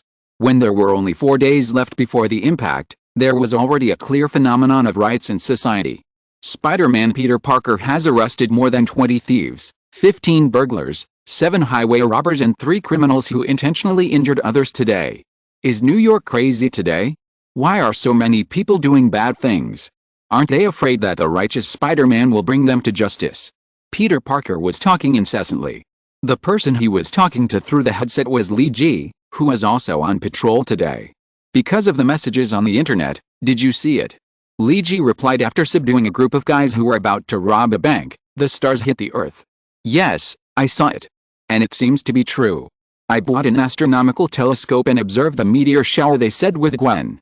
The two of us calculated together for more than an hour, and the data we got was no different from the data on the internet. Peter was a little depressed when he said this. Are you saying that we are all going to die? What do you think? You work at the Horizon, don't you find that your boss Tony has been a little abnormal recently? Luigi reminded Peter. Abnormal? That's right. If you say so, he is really a little abnormal. He seems to have gathered all the ARC spacecraft. I don't know what he is going to do. Is it a crisis response plan? As the most important researcher in the Horizon, Peter has come into contact with more things. I guess we will know soon. 30 minutes after Luigi finished speaking, the 5 leaders of the 5 permanent members of the UN Security Council issued a joint statement to the world's human beings. They confirmed that a meteor shower will fly towards the Earth and hit the Earth. This is considered to confirm the rumors on the internet, and now the Earth Federation has found a way to deal with it. They will gather the ARC spacecraft and all the nuclear weapons on the Earth to fly towards the meteor shower, and finally destroy the meteor shower through a violent explosion. And now all governments have announced that the country is now under martial law. Anyone who commits crimes during this period will be severely punished. At the same time, it also expressed that mankind has the confidence to overcome this difficulty and let everyone rest assured. The official confirmation of the meteor impact has both good and bad sides. The bad thing is that people who were originally skeptical have confirmed the authenticity of this matter, and now the world knows that social unrest may intensify. The good thing is that the government has responded positively and has found a solution, and has started martial law security patrols. Let many people still have confidence. In the eye-catching Skrull spaceship in the Chitauri fleet, Count Messiah was laughing so hard that he almost couldn't breathe. Ho ha ho ha. Ligia, did you hear that? Meteor swarm. Ha ha ha. Too funny, my god. Ha ha ha. Messiah laughed like crazy. Ever since he connected to the Earth's public network through the equipment on the ship and was able to browse the Earth's network and information, he began to watch the various reactions of the Earthlings like crazy. The netizen named Jack Cheng doesn't have a big nose was actually him. He deliberately confused people and described his fleet as a meteor swarm. Ligia frowned and looked at Messiah. I don't know what's so funny about this. They are just trying to save themselves. Yes, save themselves. Let them think they have found a way to grab a glimmer of hope and despair, and then we destroy this hope. Guess when all the people on Earth are counting on the meteor shower and their nuclear weapons to collide and explode, and usher in the dawn of victory, we suddenly stop and declare to the people on Earth, oh, we are great conquerors, and we are here to destroy you. Guess how they will react? Will they fall from the last hope into the abyss of despair? Messiah's face showed an unnatural smile. If Ligia were to describe this smile, Ligia could only use one word to describe it, that is, perverted. And the perverted Messiah said, and watching them wailing helplessly after falling into the abyss, that is the most beautiful music. Ho ha ho ha. Inside the Illuminati, Captain Rogers held up a cup of coffee and said to Dr. Hank, are all our warships in place? Dr. Hank nodded, we can set off at any time. All weapons are on standby. We are just waiting for the next plan. Team Rogers smiled, very good. We really have to thank this alien friend. He really helped us a lot. 36 mixed Yamato-class battleship formations are ready to go, and the Inhumans are also ready. Captain Rogers rubbed his cheeks, okay, it's my turn. It's time to invite my old friend out of jail. P.S. It's almost the end of the month, please vote for the monthly ticket. It's a waste to keep it, so vote. Chapter 1013 Hello Earth. Captain Rogers' words about an old friend who has been in jail are true, because since the fall of S.H.I.E.L.D., Nick the Cyclops has been in the state of being detained by the Security Committee. For Nick, this is a big injustice. Because the fall of S.H.I.E.L.D. was a complete accident, but at that time the Security Committee deliberately exaggerated the news in order to weaken Nick's almost one-man control over S.H.I.E.L.D. After Nick stepped down, they supported the former Agent Hill, who was originally just a transitional role. The Security Committee planned to replace her after a while. So there were shadows of these people behind the scenes in the subsequent S.H.I.E.L.D. budget blockade. It can be said that political struggles have never been warm. Especially when it comes to the ownership of a super-powerful intelligence collection agency and a violent agency, politicians will tear off all hypocritical masks. They originally planned to take action when Hill was completely unable to handle these troubles, and use their own methods to erode S.H.I.E.L.D. step by step. but who knew that Captain Rogers ran out and intervened at this time. He used the method of suing the military and the government to force the big guys behind him to let go. Many people remember that Captain Rogers was a hero who saved the world during World War II, and many people's impressions of him stayed on charging into battle. But in fact, Captain Rogers is also a person who is proficient in politics, and his ability to do political shows is no worse than any politician. If he didn't have this ability, how could he inspire everyone to move forward in the darkest moment before the war? Sometimes convincing others to believe in themselves is not just about what you do, but also about what you say and how you behave. And Captain Rogers is very good at such performance. Now, his other political show has begun. He needs to release Nick, who is imprisoned in the prison, because he needs to use Nick to lead to the key to Li Ji's next plan, the Inhumans. Of course, Nick is now wandering around. In fact, he was not caught at the beginning, otherwise he would not have organized a Thunderbolt team in the dark. The people of the Thunderbolt team are temporarily helping Li Ji. They are watching Dr. Ethan and his Zodiac, who Li Ji has always found a little strange, in the dark. Of course, the Thunderbolt team is also doing something else. For example, fighting against the remnants of Hydra, which is what Nick has been doing. Many dirty jobs that Captain Rogers and others are not convenient to do in public are handled by the Thunderbolts. For example, some people who are extremely evil but cannot be convicted due to lack of evidence are simply made to disappear by the Thunderbolts. However, the details of this cannot be described in detail. Just when Captain Rogers was about to introduce Nick and let him tell the clues about the Inhumans, an unexpected incident occurred. Now the world is preparing for the meteor shower impact in 4 days. The government has continuously invited various experts and scholars on TV and the internet to make positive and active arguments. Prove that this time the Earth has the ability to use our nuclear weapons to blow up all these meteor showers in space or make them deviate from their orbits. The 2 largest meteors, actually the 2 motherships of the Chitauri, are more troublesome. But we have also formulated a complete plan. There will be 6 hydrogen bombs installed on the sides of these 2 large meteors. After the hydrogen bombs are detonated, they can be pushed away from their direction. The expert on the TV said so. On the moon, Kurno and his fellow trainees have also been paying attention to this meteor shower recently. Although Kurno's astronomy knowledge is not good, the others are all serious astronauts or Air Force aces. Kurno has also figured out through his companions how terrible the impact of these meteor showers on the Earth will be. Do you think this plan will succeed? Kurno asked with some concern. The astronaut Zhu Xingtuan from the east stood aside and analyzed seriously. Yes, the movement of meteors is fixed. As long as they continue to sail according to the predetermined orbit, they will hit the Ark spacecraft loaded with nuclear weapons modified by Tony Stark. The unmanned mechas will fix the nuclear bombs and then detonate them. This plan can be said to be very feasible. And the success rate is very high, at least 95% success rate. Hearing Zhu Xingtuan say this, Kurno nodded, but he said with some doubts, but in this case, why does the base need to receive so many people recently? The people Kurno was talking about were those secretly transported from the Earth by an Ark spacecraft. Of course, it's because they're afraid that this plan will fail, and they left a way out for the Earth. Didn't you see that the first priority was to deliver seeds of various crops, animal embryos and some live animals? Then young and healthy women. The Russian Zhukov said to Kurno, they regard this place as their last capital. If the Earth falls, we will be the last ones to rebuild the Earth civilization.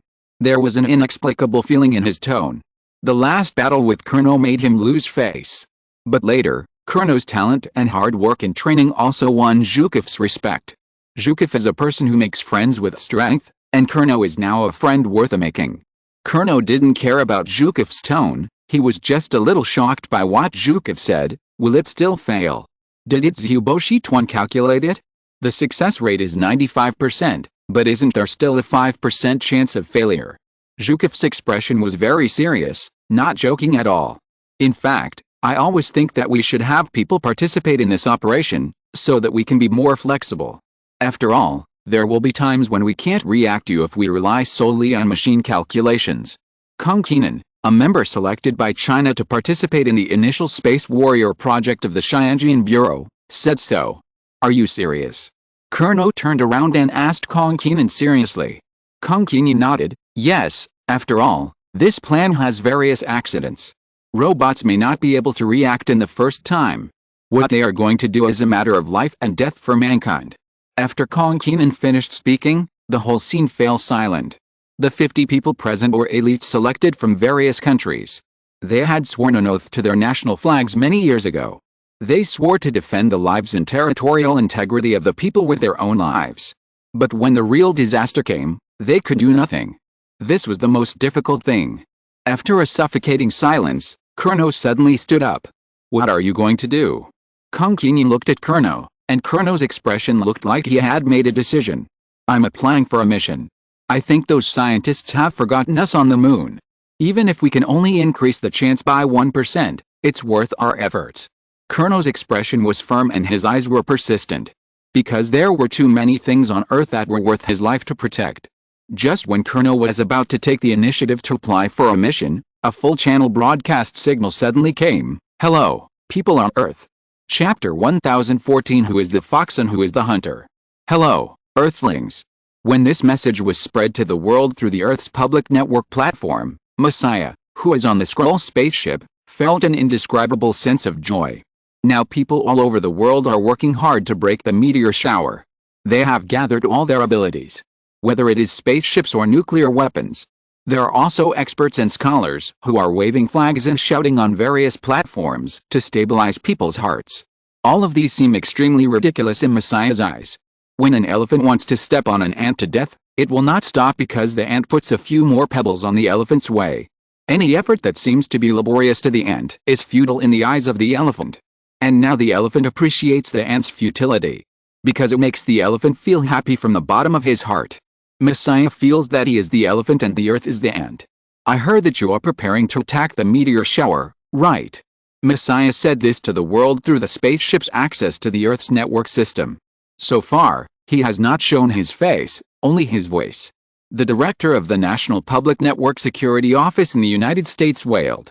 His predecessor was transferred by the president to take a shower because of network security issues, and the predecessor was cleaning the toilet. They were all transferred because of network security issues. Is he going to face the same fate now? Is the position of the director of the National Public Network Security Office in the United States cursed by fate like the teacher of the defense against the dark arts class in Hogwarts? The director was wailing, and more people were curious about where the source of this information was. Many hackers and red hacker organizations have been jointly tracking who hacked into the public network. This is different from what Doom did before, because Doom swaggered and told everyone, "I am Doom. I hacked into your network. If you don't agree, come and beat me." Many people still don't dare to beat Doom. This time, this guy seems to be a little bit secretive. Is he deliberately provoking social conflicts at a dangerous time for the Earth? Almost all hackers and red hacker organizations on the Earth have launched tracking of the signal source and tried to spread virus trojans and other signals in the reverse direction. Of course, the technological level of the Earth hackers and the Red Hacker organization is not enough to break through the firewall of the Skrull spacecraft. But such a malicious attack obviously attracted the attention of Messiah. "I came to say hello to you, but I didn't expect to receive such a malicious reception from you." Messiah's tone seemed a little angry. At this time, he turned on his camera. He spread his appearance to the whole Earth. "I came with good intentions, but the Earthlings are so rude. They use computer viruses to attack me." Messiah, who looks like a goblin, looked very angry in the video of the Earthlings. Everyone is still curious about who this guy is. Is it Doom's latest cosplay? What is Doom going to play? Just as everyone was speculating, the picture changed. Now the picture presented to everyone is a space picture, and in the upper left corner of the picture is a huge blue star. Some astronomy enthusiasts recognized it at a glance as the seventh orbital planet in the solar system, Uranus. Uranus is very small when observed from the Earth. If you want to take a picture of such a huge feeling, you must be on the orbit close to Uranus. Just when everyone was still wondering how this goblin could get such a close-up photo of Uranus, the screen changed. A huge fleet flying fast in the solar system appeared on the screen.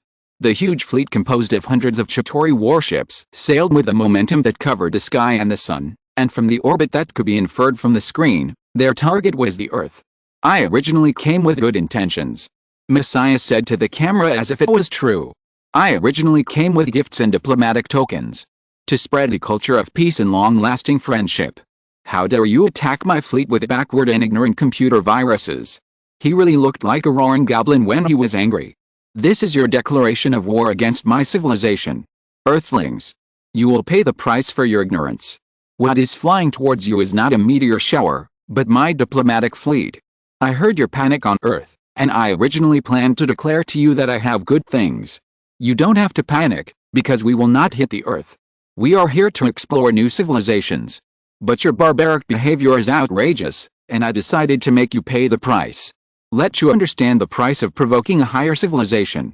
Wait for the war, Earthlings. The war has begun.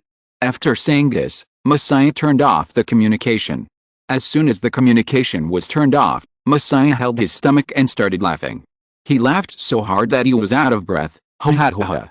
The Earthlings will be shocked by this. Ho ha ho ha. Li Ji was really shocked. He was holding a box of Häagen-Dazs, and he had just scooped out a spoonful of ice cream and was about to eat it when he heard these declarations from this mentally ill scroll. Lan looked at Li Ji and asked, "Is this the enemy we are facing this time? Why do I feel that his IQ is not very high?" Li Ji finally stuffed the ice cream back into the box and put the lid back into the refrigerator. Yes, and where does he get his confidence from?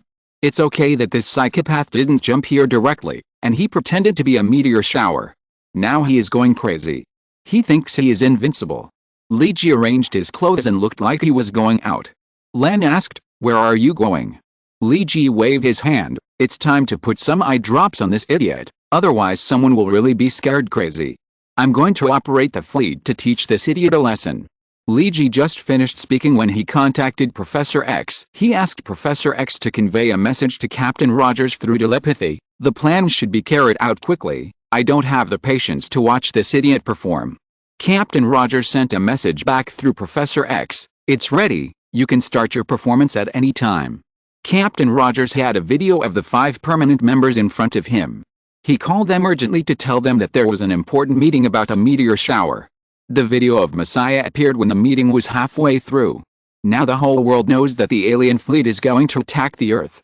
Rogers spread his hands and said, "Ladies and gentlemen, this is what I want to say. This is not a meteor shower, but an alien invasion. I received a secret tip that the secret allies of the Earth will launch a sniper war against the invading aliens." Chapter 1015, Induction has been revealed. In fact, after the alien invasion, that is, the Dark Elf invasion directed by Li Ji, we have been seeking ways to protect the Earth.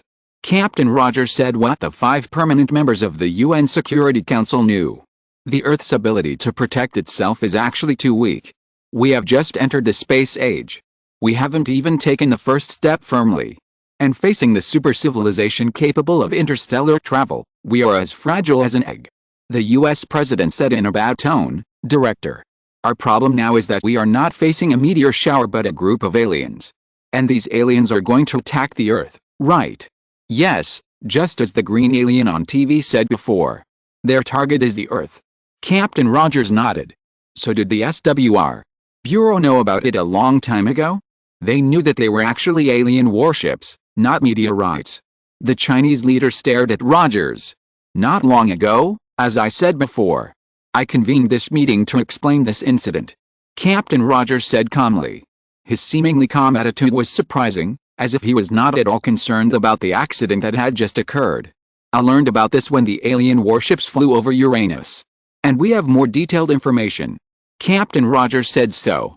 At the same time, he sent some pictures to the leaders. It was a more detailed image of the fleet's ships, which looked like it was taken at close range.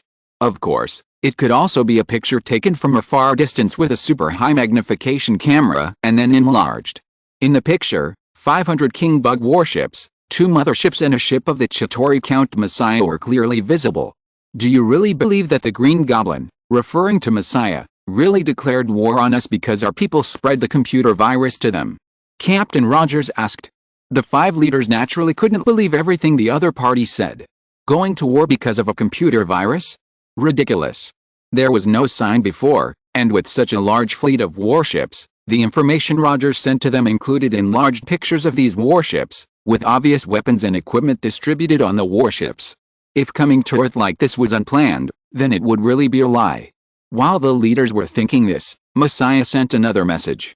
He emphasized with his Green Goblin's unique way, "Oh, right. Earthlings, if you want to appease my anger, then arrest all the guys who sent the virus to our fleet and execute them. Only the blood of these people can quench my anger. Messiah's condescending attitude looked like the most arrogant god.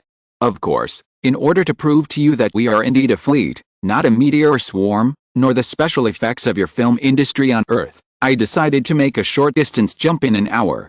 In order to test the pressure on the Earth, seeing the Earthlings killing each other under heavy pressure, Messiah said in this provocative way to satisfy his own perverted desires.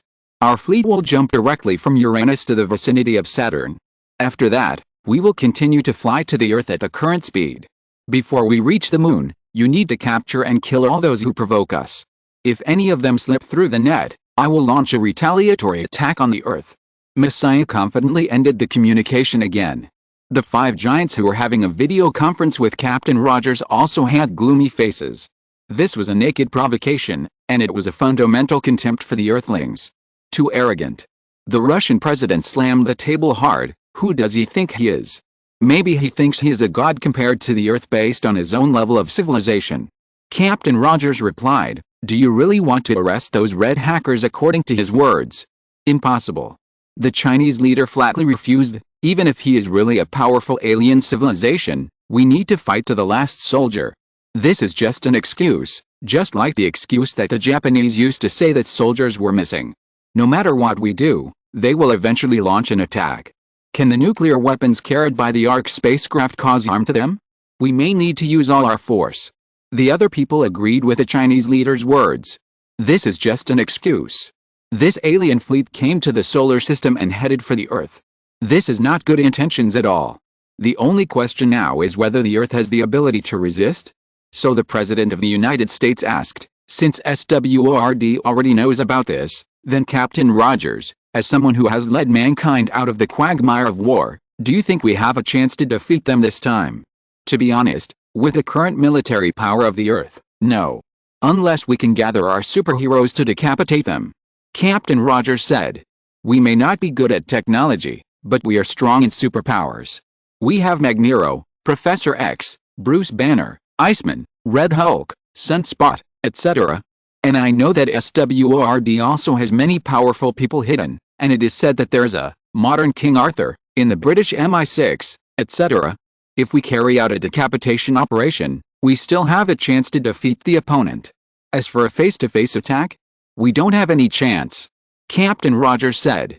So is SWORD ready to fight to the end? At this moment, the President of the United States no longer thought about where to raise horses after retirement. Because if this war failed, he would have nowhere to graze. We are well prepared, and we even found an ally. An ally who has been secretly protecting the Earth for many years. Captain Rogers said with a resounding voice. In space, 32 mixed fleets are ready to go. They have entered the first-level combat readiness before the Chitauri entered the solar system. Also in combat readiness is the starport built by the Illuminati, which has been in invisible standby mode. Li Ji was lying in the control cabin commanding. He couldn't help but reveal a hint of sarcasm at the corner of his mouth when he heard Messiah's confident and ridiculous declaration. Friday, Venus Fleet AI, prepare the jump arresting device. I want to give our guests an unexpected surprise. Okay, Your Excellency the Commander. Chitauri Fleet. Messiah calculated that after an hour of Earth time, he said to his flight officer with a deep sense of satisfaction, start the jump. Let's go to Saturn. He wanted to use his actual actions to tell the Earthlings that this was not a joke. He wanted to defeat all the remaining fluke mentality among them. Then use the remaining 3 days to completely crush the spirit of the Earthlings. Venus Fleet. The Nighthawk-class battleships lying in ambush near the Saturn planetary belt were ready. Friday, jump energy detected. Li Ji, start interception. Friday, interception is on, space begins to expand. Li Ji, turn on induction, confuse the other party's jump direction, and let them enter our preset battlefield. Friday, full energy, induction is on. Li Ji took a deep breath, okay, induction is on, Yamato enters. Chapter 1016 Do the Right Thing. The people on Earth were in a panic. Land was arranged by Li Ji to protect his family and Uncle Peter's family. Because the Messiah's declaration on Earth caused a huge panic in society. It's not safe outside, you can't go out.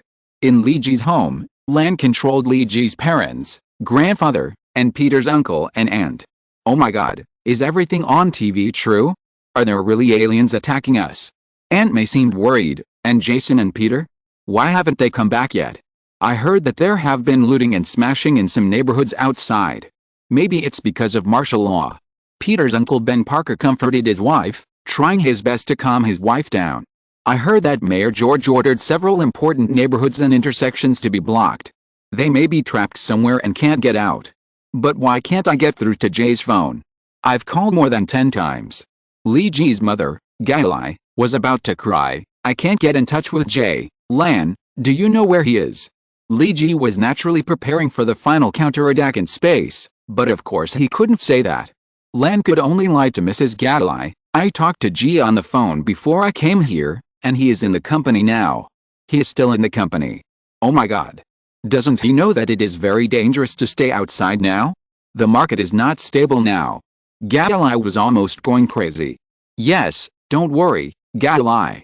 Lan was trying to calm Mrs. Galai. Ji is just doing what he thinks he should do. Li Ji's father Lian said loudly, the most important thing he should do now is to stay with us. No matter what he does, he should not leave his family now. Li Ji's grandfather Li Rong asked Lan, what is Ji doing? Lan prepared the words that Li Ji had prepared at the beginning. He is contacting those superheroes. What? Everyone was surprised. Ji's company has a lot of connections with superheroes, we all know that. He even has many private contacts of masked heroes. After the news came out just now, he told me that he had to do something. Lan took a deep breath and said, he knows that the market will be in chaos because of this incident. So he thinks that someone needs to stand up at this time. There needs to be a role model in this crisis. Even if there is only one last moment left on the earth, as long as there is still hope, someone should stand up. He is contacting those superheroes, and he needs these superheroes to stand up and reassure people at this critical moment. And because of his concern for Li Ji's safety, Peter went with him. They were armed. Lan said quickly. They are just doing what they think is right. After hearing Lan's words, both families fell silent. In the end, it was Li Rong who spoke first. Our children are excellent. They are outstanding. There was a tremor in his tone. Yes. They are doing the right thing. Li En repeated what Lan had just said, and then he turned to look at Ben Parker. Ben, can you use a gun? I hunted when I was young. Ben nodded. I have 3 more shotguns in my basement. I'll get them up. Li En said, our children are doing the right thing, and we should do the right thing too. We can't be outdone by our backup. Galai asked excitedly, what do you want to do? Don't worry, I'm just calling on everyone to come and defend the community. Don't forget, I'm the deputy leader of our neighborhood mutual aid organization. Li En patted Galai on the shoulder and comforted him. Li En took out 3 shotguns, and he and Ben each took 1. The extra one was given to Lan, because Lan said she could also use guns. Now because people all over the world are calling crazily, the communication is almost overloaded. The phone signal is basically useless at this time. Li En and Ben began to knock on the door of each house, calling on the men in the community to take up arms. Keep the possible riots out of the community. And this is just a microcosm. David, the leader of the Justice League, went out today, wearing his green uniform and carrying his 2 short sticks. He just subdued a guy who was going to rob. David beat him and his 3 accomplices and tied them to a roadside electric pole with ropes. The criminals tied to the electric poles cursed him, the earth is almost over. Why do you still care about these things? Do you really think you are a great superhero? Do you think you are Iron Man or Captain America? Do you think you can save the world? Kick-Ass is now a little famous in New York, but this fame is small. Because Kick-Ass David learned stick techniques and martial arts from the Stick Man, and started to learn Ki in the past year or so. He is much stronger than ordinary people, but not so strong that it is amazing. Save the world? Yes, I can't save the world. David knocked on his iron rod, and the iron rod made a dinging sound. I'm just an ordinary person. All I want to do is to make the community and the city better. I can't save the world, or even New York. But even though my ability is so weak, I'll still do my best. I'm not like you rubbish. I believe the world needs role models and heroes. Although I'm weak, I'm also strong. But you guys will never understand. David didn't waste time talking to these people. He had more important things to do. He had summoned the Justice League to help the New York police maintain law and order. But how many people could come? 10? 20? In the face of this disaster, how many people could still hold on? David didn't know until he heard that familiar voice. "Hi, boss." Moonbird had already arrived. She was just an ordinary woman who had practiced MMA. But at this moment, she looked more manly than any other man. David smiled.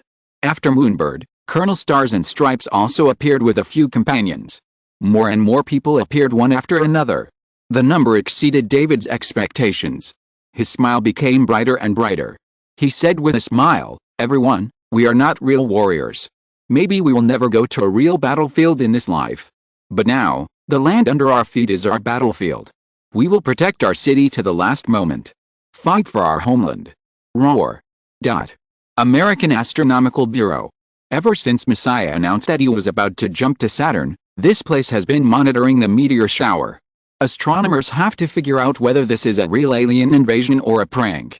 And the best way to determine this is to see whether what the Green Goblin said will come true. As the press officer of the Astronomical Bureau, Clark Kent needs to obtain first-hand news materials.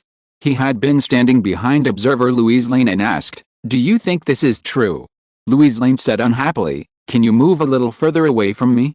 You are too strong and the observation space seems unusually small to me." "Oh, okay." Clark took a step back. "I mean, if it is true, aliens are coming to attack the Earth. So can you have dinner with me tonight, Louise? Just as a farewell before doomsday." Louise said helplessly, "Is this how you chat up girls? This doesn't count as chatting up before doomsday, this." Clark wanted to say something else, but Louise made a gesture to quiet him down. Damn it. The meteor shower has disappeared. The last bit of hope in Louise's heart was shattered. Hurry up, hurry up. Everyone locked the telescope's observation direction to the data reported by the Goblin before. "I really hope this is a joke." Louise said she didn't believe it herself. Clark seemed to have accepted his fate. He even joked, maybe the aliens had a problem with their jump and jumped directly into a black hole or something. "That's impossible, Clark. Unless their pilot is crazy, a civilization capable of interstellar navigation would never make such a mistake. They wouldn't even have a deviation in the jump direction," Louise said confidently. Her subordinates quickly reported, "We found the meteor." "Oh no, it's the location of the alien fleet. But there is a deviation between their jump direction and the direction they reported." "Huh?" Louise Lane couldn't believe it. Clark touched his chin and said, "Maybe they really have a problem." Louise didn't have time to pay attention to him.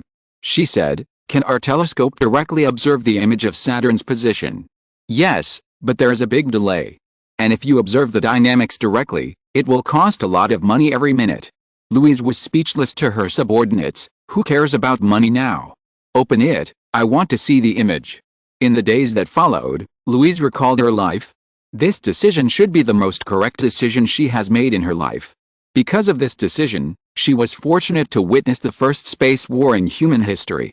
Clark Kent, as a press officer, also faithfully used his own words to start a text live broadcast of current affairs on the internet. The impact of this live broadcast is extremely far-reaching in human history. First there was a beam of light, and then countless beams of light appeared at the same time. They flickered in the space, and cut through all the darkness with their sharp blades. Right square bracket. Chapter 1017, Shocking the Galaxy. Messiah led the fleet of Chitauri and issued a death declaration to the Earthlings. Although the Chitauri were a little dissatisfied with this inexplicable Count Skrull, the leading Chitauri general did not say anything. Anyway, it was just a fight against a weak civilization that was not worth mentioning. The Skrulls could do whatever they wanted. Anyway, they had to pay, and seeing that they were generous and willing to give several resource-rich planets, the Chitauri did not bother to care. Messiah could do whatever he wanted. If he said he wanted to jump to Saturn, then let him jump to Saturn. After issuing a death declaration to the Earthlings, Messiah was in a very good mood. He laughed out of breath and said to Legia, "Do you think those Earthlings will go crazy? Just like the last dragon people?" Struggling in despair. "I heard that the elders of the Dragon Elders Council were defeated in the collapse." Messiah recounted the glorious deeds of the Skrulls. In the end, they were made into specimens and placed in the museum of the capital. Legia did not comment on what Messiah said. "This is not what a glorious warrior should do." "Huh, who cares? I'm just here for fun." Messiah waved his hand nonchalantly. Time passed as the two chatted like this, and an hour later on Earth, Messiah ordered his flight officer, "Start the jump." "Yes, my lord." The flight officer faithfully carried out the request of Count Messiah. He set the direction and started the jump engine. The jump engine started running at high speed. When the energy reached its peak, space distortion appeared in front of the entire spacecraft. This is the distance between the spaces being folded, and this is the time for the jump. The Chitauri fleet and Messiah's spaceship entered the jump tunnel at the same time, heading for Saturn. As soon as they entered the jump tunnel, Li Ji's mouth began to rise. The jump interception is activated, and the space begins to expand. The induction has been turned on to disrupt the other party's jump direction.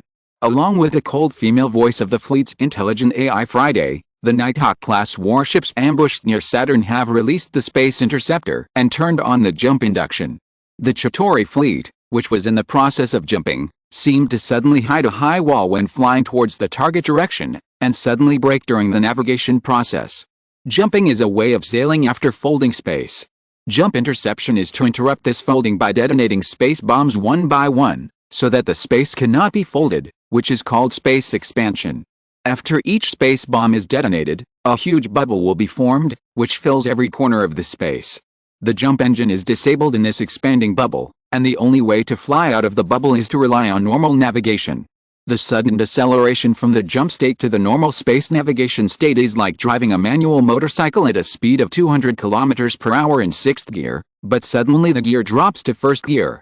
The engine stop intervenes, which is more terrible than pressing the emergency brake. There is no buffer time for the transition from high speed to low speed, and Messiah was almost thrown out directly in his flying seat. Fortunately, he took the necessary safety measures during the jump, such as seat belts. However, some staff members were still doing normal work during the jump, and they did not enter the first-level combat readiness state.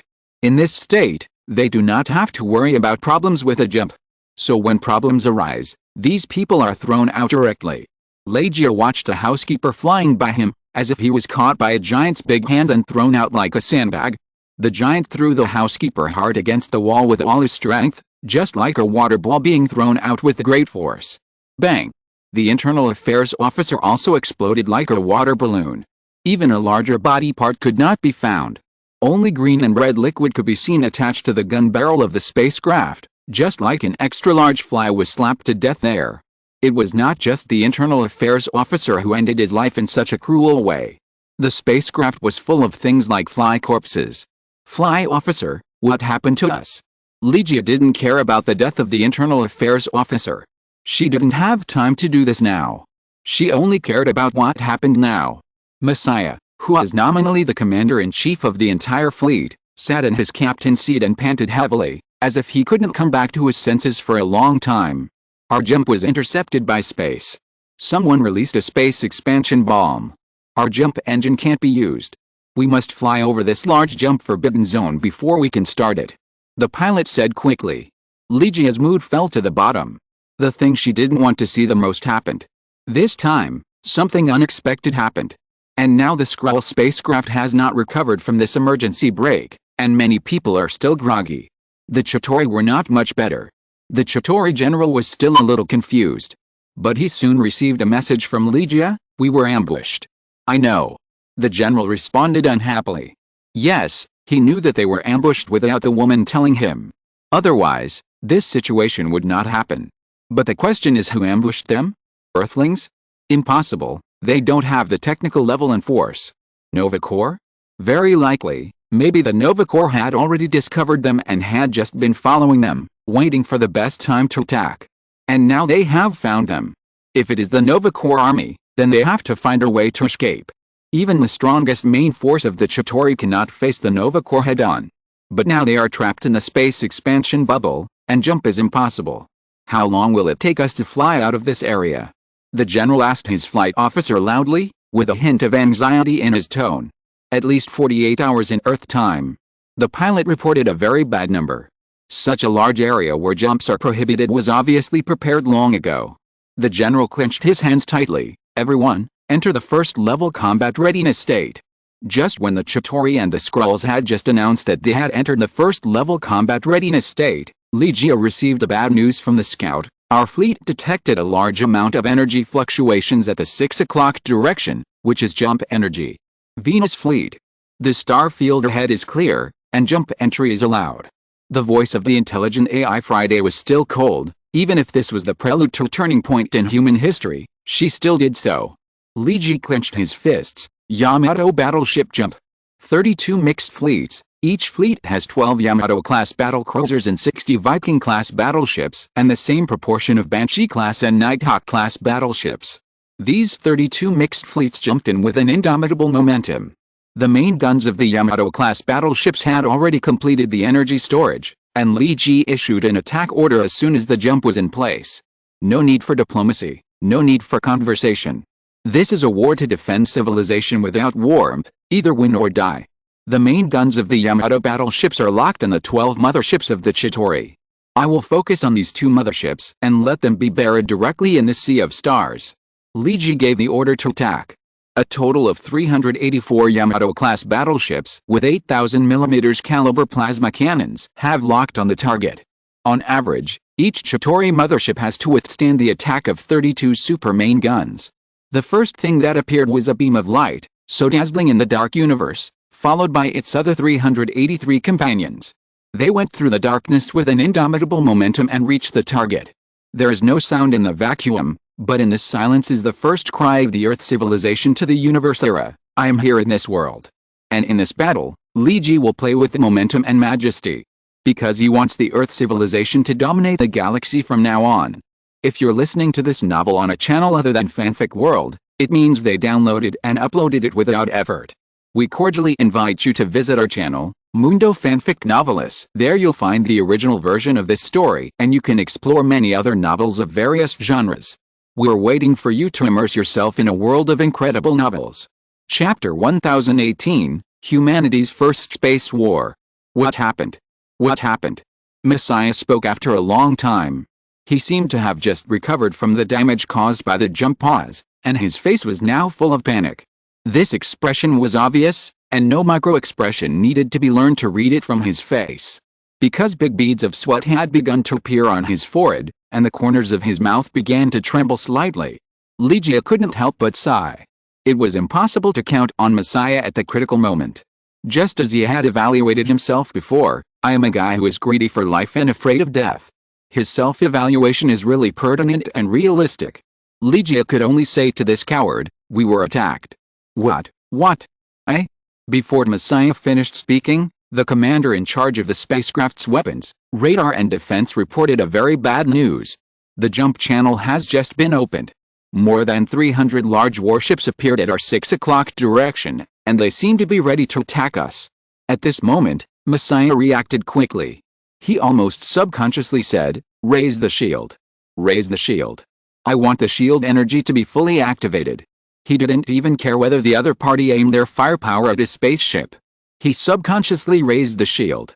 Legia wanted to stop him from doing so, because the spaceship was now flying in the space expansion bubble.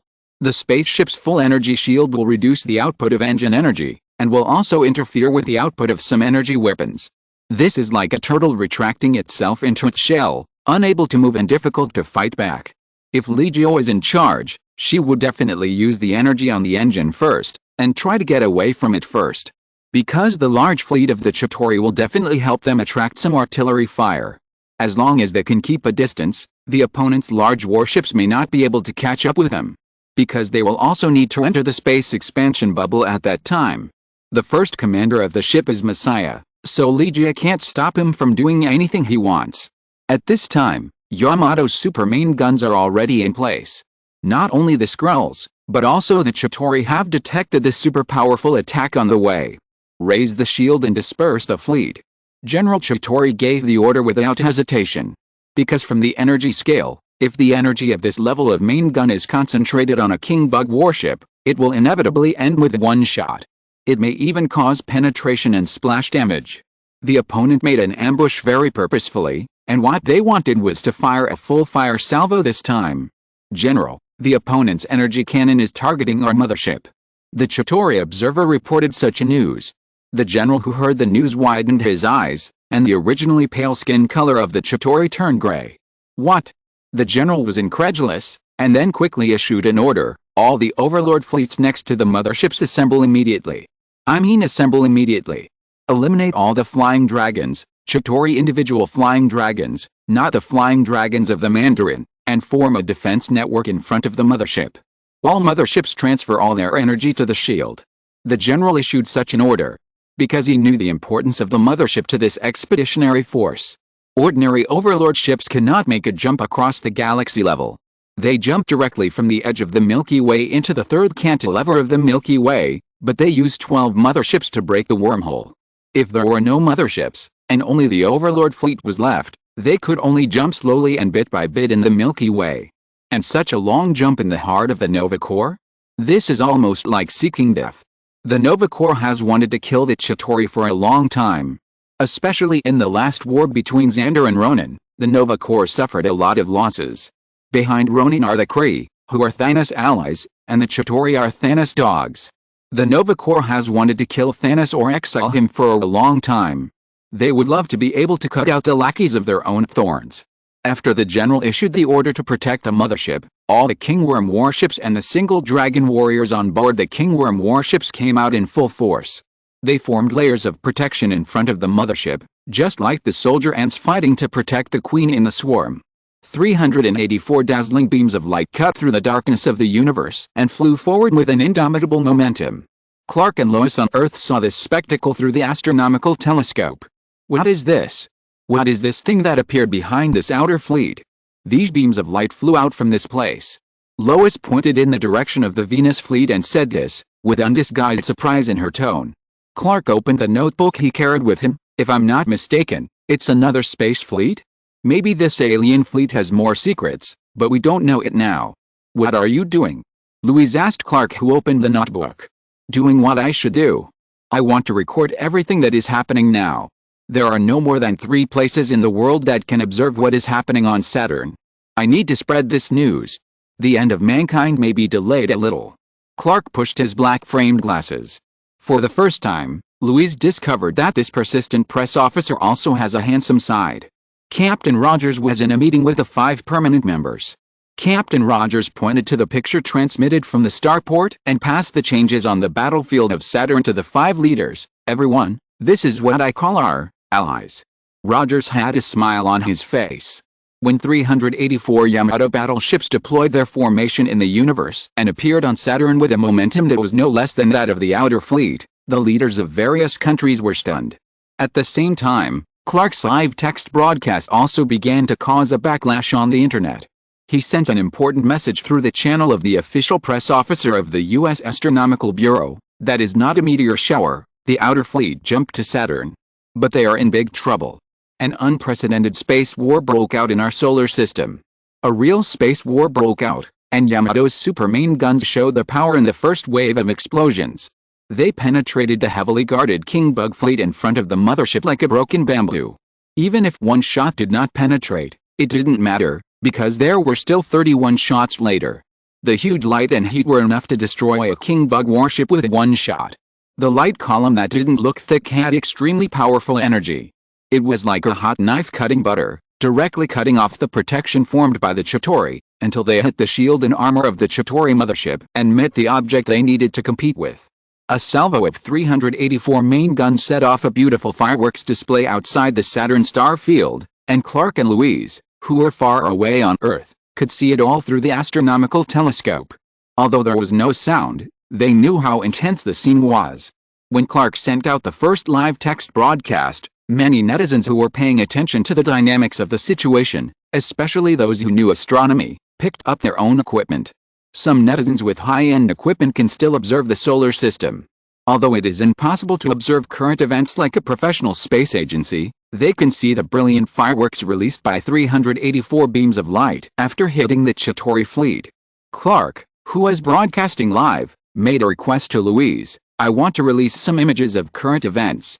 Louise thought for a moment and nodded. Please allow it. Louise's men wanted to stop, but this is confidential. Louise cursed. Who cares about the shitty confidentiality now? What we want now is to inject a shot of cardiac stimulant into our civilization.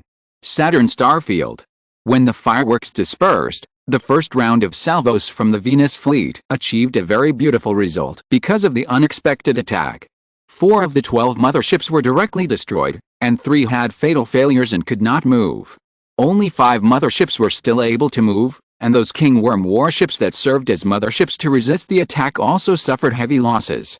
We lost at least 60 King Worm warships in the last round of attack. The general of the Chitauri looked solemn at this number. The communications officer had not yet reported the casualties of the Dragon Warriors, but it was estimated to be worse.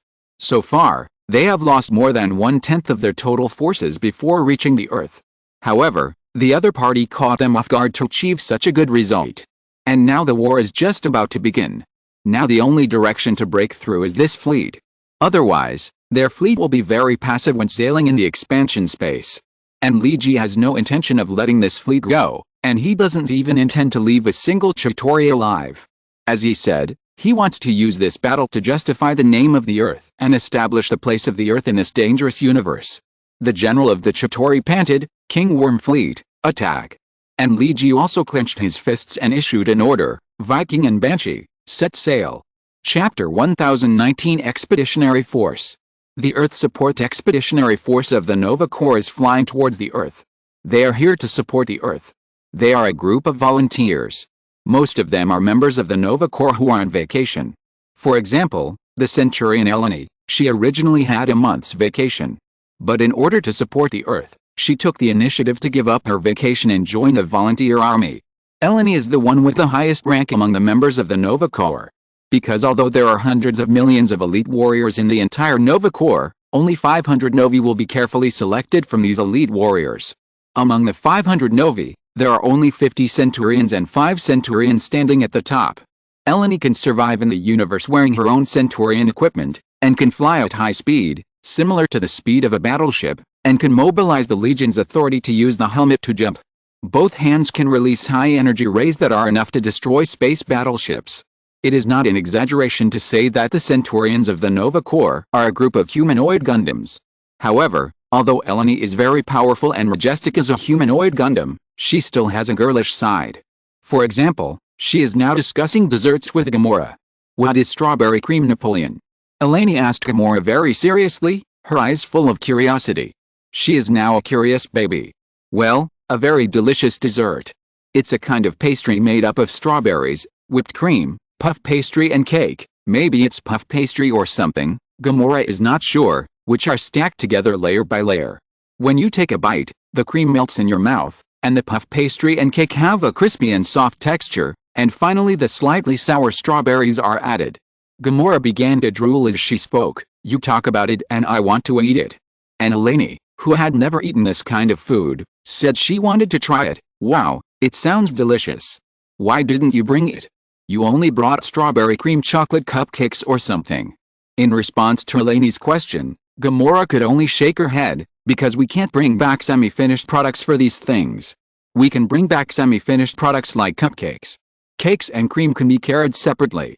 The cream is in a bottle, the instant bottled cream commonly used by general cake shops, and the cake only needs to be simply heated and assembled after cooling. But Napoleon can't do that, it has to be made on the spot."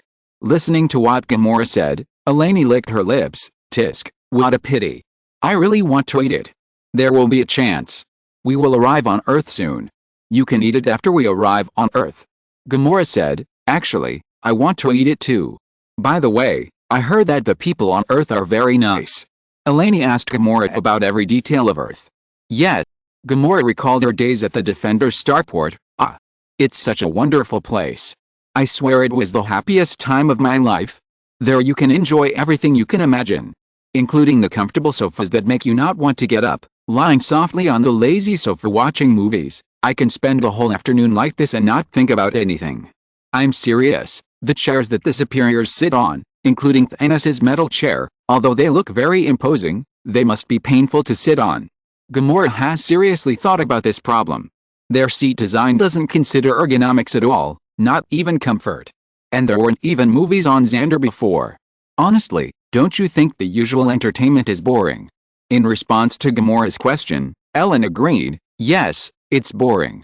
Apart from drinking, gambling and fighting, there seems to be nothing else to do."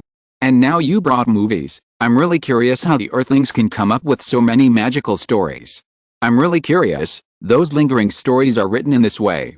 Ellen held her chin with both hands, her eyes twinkling with stars. Ah, Leonardo DiCaprio is handsome. Ellen, who had seen the love story on the big ship, was a little crazy. This is the first time I found that I would fall in love with an alien. What do you think, if we go to Earth and save the Earth? I proposed to Leonardo. Will he reject me? Now Ellen's mind is full of Leo, who looks like Jack on the big ship. Leo on the big ship is so youthful and invincible. One look can attract the hearts of thousands of girls. Even the alien Eleni was attracted by him. Gamora didn't know how to answer this question. Because Gamora in Titanic was also fascinated by Leonardo for a period of time. The affectionate Jack moved her. She even considered kicking Star-Lord and changing her boyfriend for a period of time. If Leonardo disagrees, then she will kidnap him. Anyway, it's not the first time for Gamora to do this. She is familiar with it and there is no psychological pressure. But just when she thought so and was about to do it, Lee solemnly recommended a movie to her, which is said to be the latest masterpiece of Little Leo. As a fan of Little Leo, Gamora said that of course she had to watch it, and the movie recommended by Lee was called The Revenant. After watching The Revenant, Gamora found that she suddenly didn't like Leonardo at all. Of course, he is still a good actor. But talking about love? Forget it. But it seems a bit cruel to say this to Eleni now. Let her hold on to her good feelings for the Earth until the end. Most of the people who participated in the expedition support were like Eleni. They liked the movies, TV, games, novels, comics and food brought back by Star-Lord. After trying these, they suddenly found that life could be so colorful. And now someone wants to attack such a beautiful planet? How can this be accepted? Exclamation mark. These elite warriors were furious. They set off on their journey in their fighters and warships. The Nova Corps came with more than 100 medium-sized warships and more than 1,000 light fighters for space. The total number of supporters was more than 7,200. It was enough to fight the Chitauri pirates. After a long voyage, the Nova troops expedition troops, with a deep admiration for Earth culture, had arrived at the edge of the solar system. At the location of Pluto, they left the jump state because they had to contact the Earth Federation organization mentioned by Star-Lord first to show friendship or something. And when they just left the jump state, a bad news came, making all the members of the Nova Corps furious. Chapter 1020. It's all the Skrulls' fault. Saturn Star Region. The first space war of mankind is breaking out here. The Illuminati, including Lee, have been planning for this day for a long time. In fact, since Lee realized that this world is the Marvel world, he has been preparing for this day. In his memory, the Battle of New York caused by the Chitauri was a major event that changed the direction of the entire Marvel world. But because of his own intervention in this world, the whole world has been modified beyond recognition. It is no longer the Earth in the original movie. The Earth is now in a period of change, and a large number of new things are emerging. From the reform of mutants to the super high-speed railway that changes the way the Earth is connected, new energy has set off a real energy revolution and even free energy can be expected. Now everything is changing. And in Lee's opinion, most of them are moving in a good direction. Once upon a time, the boy who stood under the starry sky and looked up at the vast universe without knowing where he was has now grown into a leader who can lead civilization forward. He has profoundly changed the world. Just like the war that took place on Saturn, the invasion of the Chitauri did not take place over New York as the story of the movie, but took place in the Saturn star field 71 light-minutes away from the Earth. The battle was fierce in the expanding space, and the Yamato battleship and the King Bug battleship began the prelude to the mutual bombardment of ship guns. It will take another hour to charge the next round of Yamato's main guns. Although the main guns cannot roar for the time being, the secondary guns can show their power. Lee is not going to let any Chitauri go. He wants to completely scare this space pirate. Only by giving the robbers a lesson that is unforgettable can they learn to be good and know who not to mess with. Thousands of Vikings and Banshees formed a guard to escort the main battleship. The Gauss electromagnetic railgun flashed dazzling blue sparks in the universe. The destructive power of the Gauss electromagnetic railgun in a vacuum environment is far from comparable to that on Earth. 12 Vikings and 8 Banshees formed a formation to cross the dense firepower net organized by the Chitauri. Because all the fleets were remotely controlled by Lee and there were no real people on the spacecraft, It was not painful even if some losses occurred. As long as the exchange ratio was valuable, it would be fine. When the formation passed through the firepower net organized by the Chitauri, the Viking warships had suffered heavy losses, but the 8 Banshees were still intact, and directly launched a wave of thunderstorm-level nuclear bombs at the Chitauri fleet at a very close distance. This range attack caused heavy losses to the Chitauri fleet. Although the Chitauri's King Bug warships and Yamato warships were comparable, and there were wins and losses in the mutual attack. But the flying dragon warriors they carried as escorts were not good enough. Liji had seen this kind of flying dragon warrior in the movies of his previous life, and he still had some vague impressions. They were a Chitauri warrior operating a flying biological fighter in battle. In terms of speed, firepower and protection, they were seriously inferior to Vikings and Banshees. The only advantage might be the large number. The Viking weapons were not good enough to deal with the ogre warships, but they could carry out a brutal siege on the dragon warriors. Especially the escort Banshees, who launched close-range nuclear explosions against the Chitauri warships, which made the Chitauri fleet miserable. General, the situation is not favorable to us. The Chitauri general's adjutant was a little flustered now. Our losses are too great.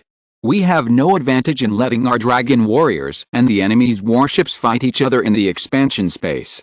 The Chitauri are called space pirates, and their fighting style is the same as that of pirates. They come like the wind and go like the wind. Frontal attacks have never been their strengths. We should retreat. The adjutant put forward his own opinion. It is not worth it to sacrifice the entire fleet for those resource planets given by the Skrulls. It is not cost-effective at all. I know. But we have nowhere to escape now. The general is very clear about the situation he is facing now. It seems that the other side has already ambushed. They will not let go so easily. The Nova Corps will not let us go so easily. Nova Corps. The adjutant looked at the general in surprise. General, what did you say? The other side may not be the Nova Corps. Facing the adjutant's questioning, the general had a serious expression. But in this galaxy, apart from the Nova Corps, who else would be our enemy? Why can't it be the Earthlings? The adjutant put forward his own opinion. We haven't contacted the other fleet yet. Maybe this fleet belongs to the Earthlings. Blind student, you found the point. If the general knew this sentence, he would definitely say this to his adjutant. The adjutant said according to his own thoughts, look, General, in the solar system, is it more likely that the Earth civilization fleet will appear, or is it more likely that the Nova Corps fleet will appear?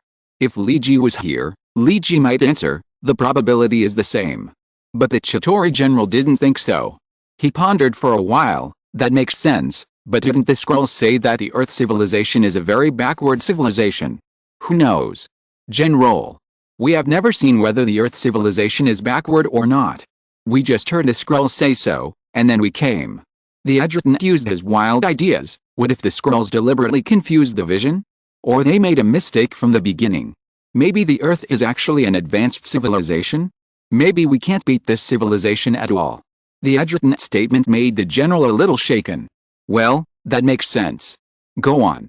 Why do you think the Skrulls did this? The adjutant was cheered up. There are many possibilities. Maybe they are trying to fool us? Maybe they want us to be pioneers and scout the way for them? In any case, this matter must be different from what the Skrulls said at the beginning. We should find a way to get out of this war, General. The adjutant stated his position again. Even if we can barely escape this war, the adjutant is not confident of winning. We are likely to lose all our motherships.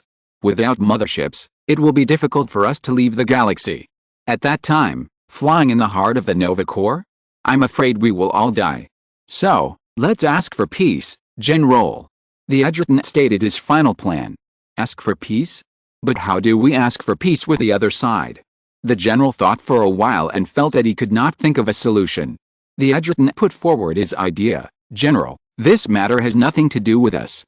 It is the Skrulls who want to attack the Earth, and the most we are guilty of is assisting. And now our attack on the Earth has not yet begun, right? The Earth has not suffered any damage, but our losses are greater. We just need to get ourselves out of this. What do you mean? The Chitauri Count. Send him to the other side's general, and tell them that everything was instigated by the Skrulls and it has nothing to do with us, and express our willingness to immediately cease fire and fly out of this starfield. I think the other side will consider it. After all, no one wants to fight a war, right? The general clapped his hands. He felt that the best thing he had done this time was to bring his adjutant with him. Chapter 1021, Capturing the Chitauri.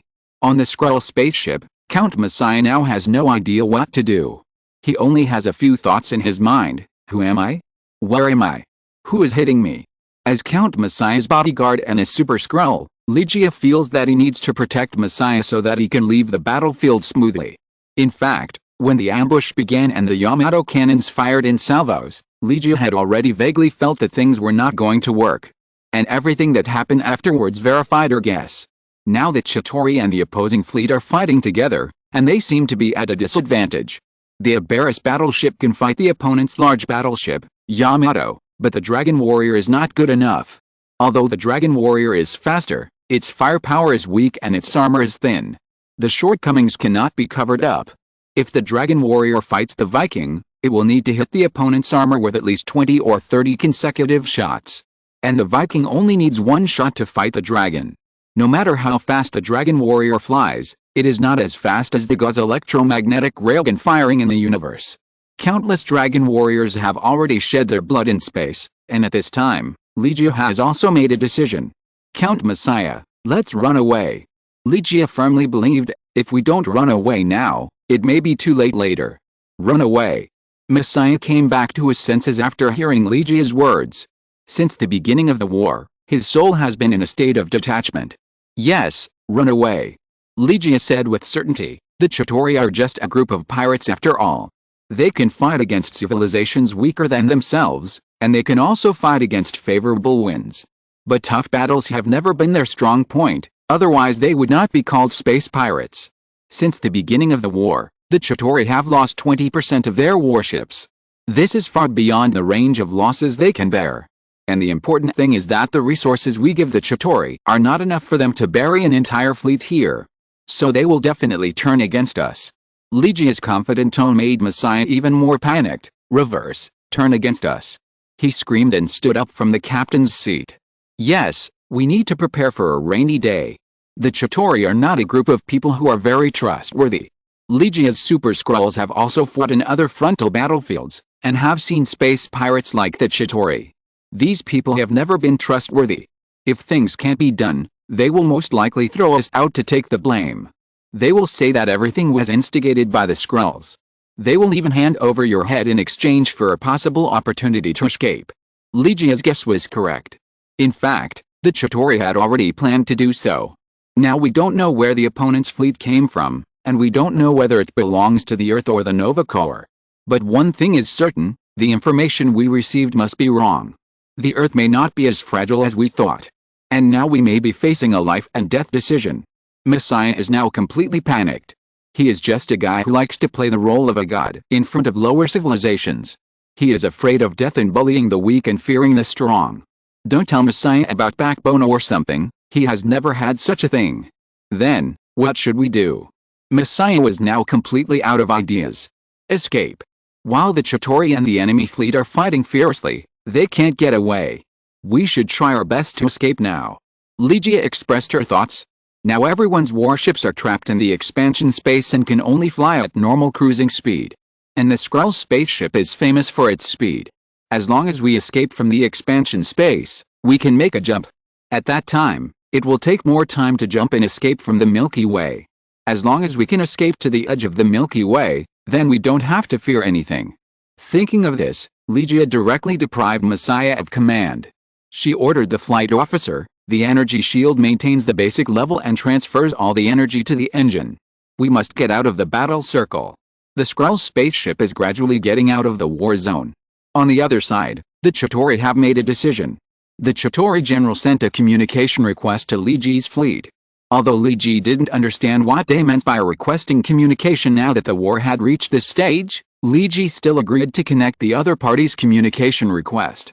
We are here to request a ceasefire. The Chitauri general said so directly that Legi almost sprained his waist. The Chitauri general used the universal language of the galaxy, which is the one promoted by the Nova Corps.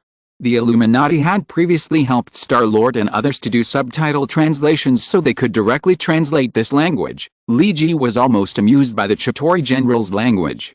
Although it was only a voice communication and they couldn't see each other, Li Ji really wanted to know what kind of expression the other party was using to say such words. Li Ji responded in a playful tone, "Ceasefire?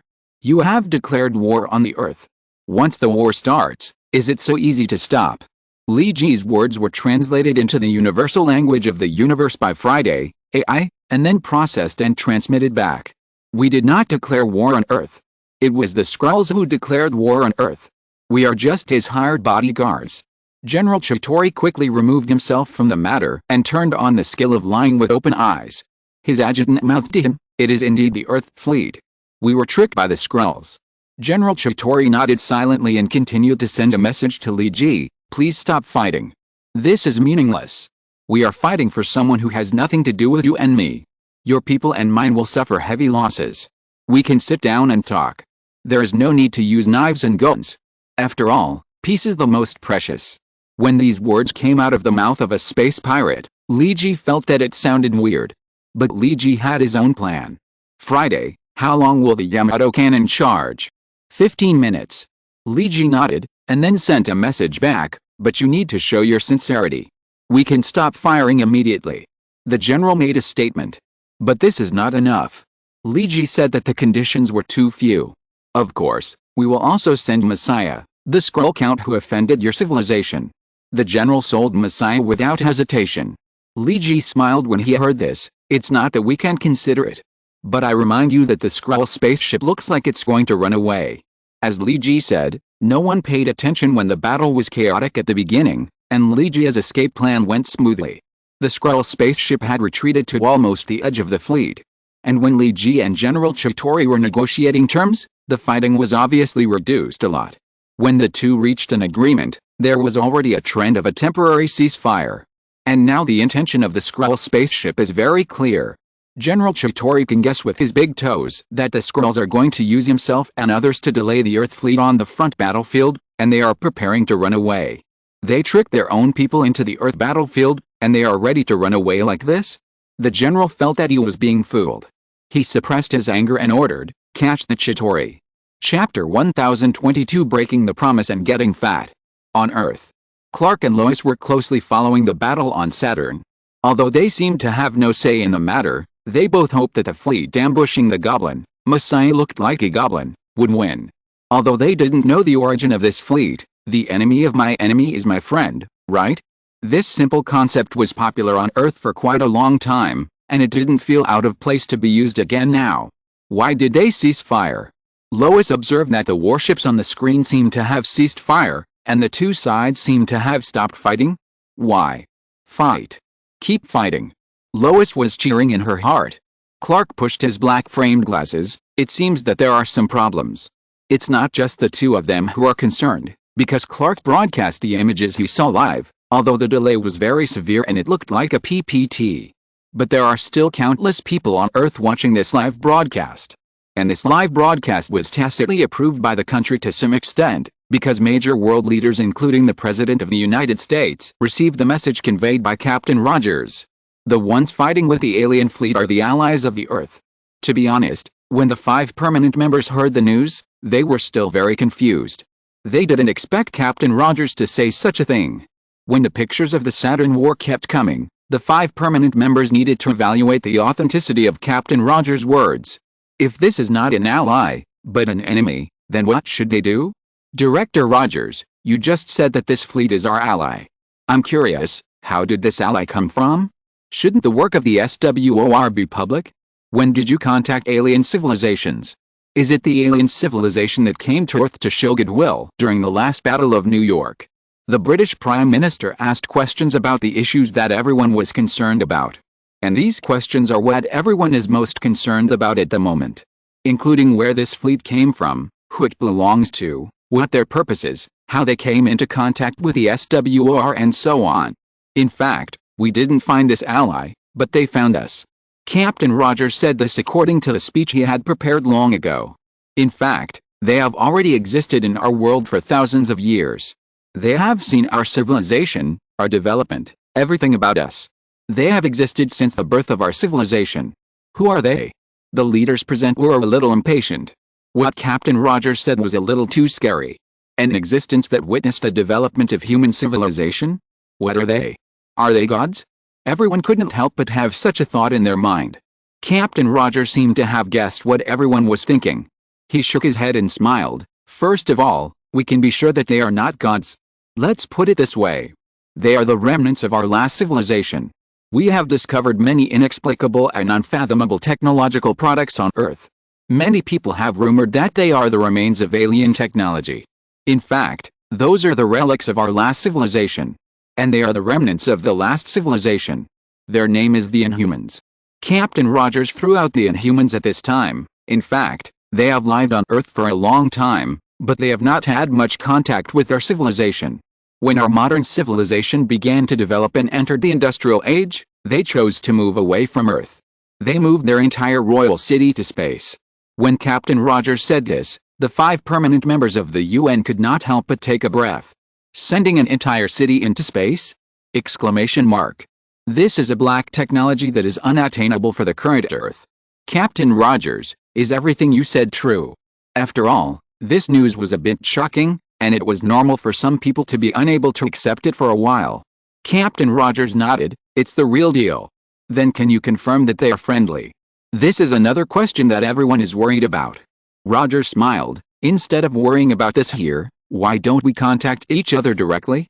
In fact, I know that there is a person who has had contact with the Inhumans a long time ago. But due to the secrets that the Inhumans do not want to be made public, he has been secretly investigating the Inhumans. You know, when the Inhumans' technology is far ahead of the Earth and they are still an independent country and civilization, their requests still need to be considered. Compared to me, he knows the Inhumans better. He can even contact the leader of the Inhumans directly. The Inhumans helped the Earth this time. In addition to the fact that they are our compatriots, the most important thing is that this person has established a good relationship with the Inhumans over the years. Captain Rogers said. Who is this person? The President of the United States asked hurriedly. Nick Fury, the former director of SHIELD, is currently imprisoned in a special prison in Washington. I think we should release him first at this moment. What do you think, Mr. President? Just as the President of the United States was still considering, the leaders of the 5 permanent members of the UN Security Council also received information on the screen. The war on Saturn seemed to have stopped. Why did the two gangs stop fighting? When everyone passed their doubts to Rogers, Rogers was a little overwhelmed for a while. He hurriedly sought the help of Professor X. What is Nightwalker doing? Exclamation mark. Why did the fire cease? Exclamation mark. After a long time, Professor X sent a message. It is said that there is a disagreement between the Chitauri and the Skrulls. Now the Chitauri want to send a Skrull count named Messiah as a gift. And they said that this person is the culprit, and they want us to let them go. Huh? Exclamation mark. Where is the powerful civilization of the universe? Are you so shameless? Captain Rogers expressed contempt for the Chitauri, a pirate who has no shame and does not know the honor of a warrior. In the Saturn star region, Legio was struggling in vain with the Skrull spaceship under his command. They had no idea how many dragon warriors they had killed, and even sank 2 Beryllium warships. But they still had not escaped from the encirclement of the Chitauri. It seemed that they were determined to hand themselves over to the opposing fleet. And they must have reached an agreement with the opposing fleet, otherwise the opposing fleet would not have ceased fire like this. Do you really want to accept this peace talk? Professor X sent a message to Leiji through brainwaves. Leiji said without thinking, I'm kidding, I'm just waiting for the cooling time of the Yamato main gun. As long as there is another round of salvos, we can decide the victory. Professor X asked, didn't you agree to the Chitauri's request? Leiji sneered, I can deny it. Professor X. The Chitauri were struggling to capture Count Skrull's warship, and Leiji was also waiting for the cooling of the Yamato gun. Just when everything was developing according to the predetermined trajectory, the Illuminati received a message. It was sent by Star-Lord, who had just left not long ago. Reinforcements have arrived. Where are the Chitauri? After receiving this message, Leiji smiled at Professor X and said, look, the Nova Corps is here. They took action to deal with the Chitauri, so I won't be breaking my promise. Chapter 1023 Despicable Earthlings. Eleni and her colleagues came to the solar system with great enthusiasm. In this small solar system, there is a legendary civilization called Earth. According to legend, Earth is poor in resources and backward in technology. It is a poor civilization in all aspects. It is said that it took tens of thousands of years to evolve from stone civilization to primary cosmic civilization. This evolution period is much longer than most populations that can reach cosmic civilization. It can be said that Earth itself is not a planet suitable for the development of advanced civilization, because there is a lack of natural high-grade isotopes on this planet. Without high-grade isotopes, there is no way to produce powerful energy. The development of civilization is inseparable from energy. The biggest feature of civilization's transformation from a beast form to primary primitive civilization is that it has learned to use fire. When a certain energy conversion is mastered, it is considered the beginning of civilization. Even basic isotopes such as helium-3 are scarce on Earth. It is almost impossible to develop towards cosmic civilization without high-grade isotopes, because the space energy alone is enough to block the development of civilization. And it is such a barren planet and such a civilization that is now developing in the direction of cosmic civilization. This is too magical.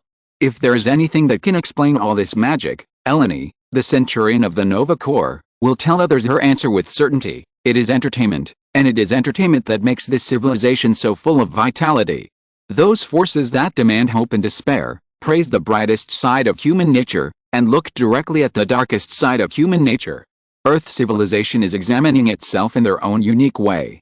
Despair has never really knocked anyone down, and war has never really destroyed anyone.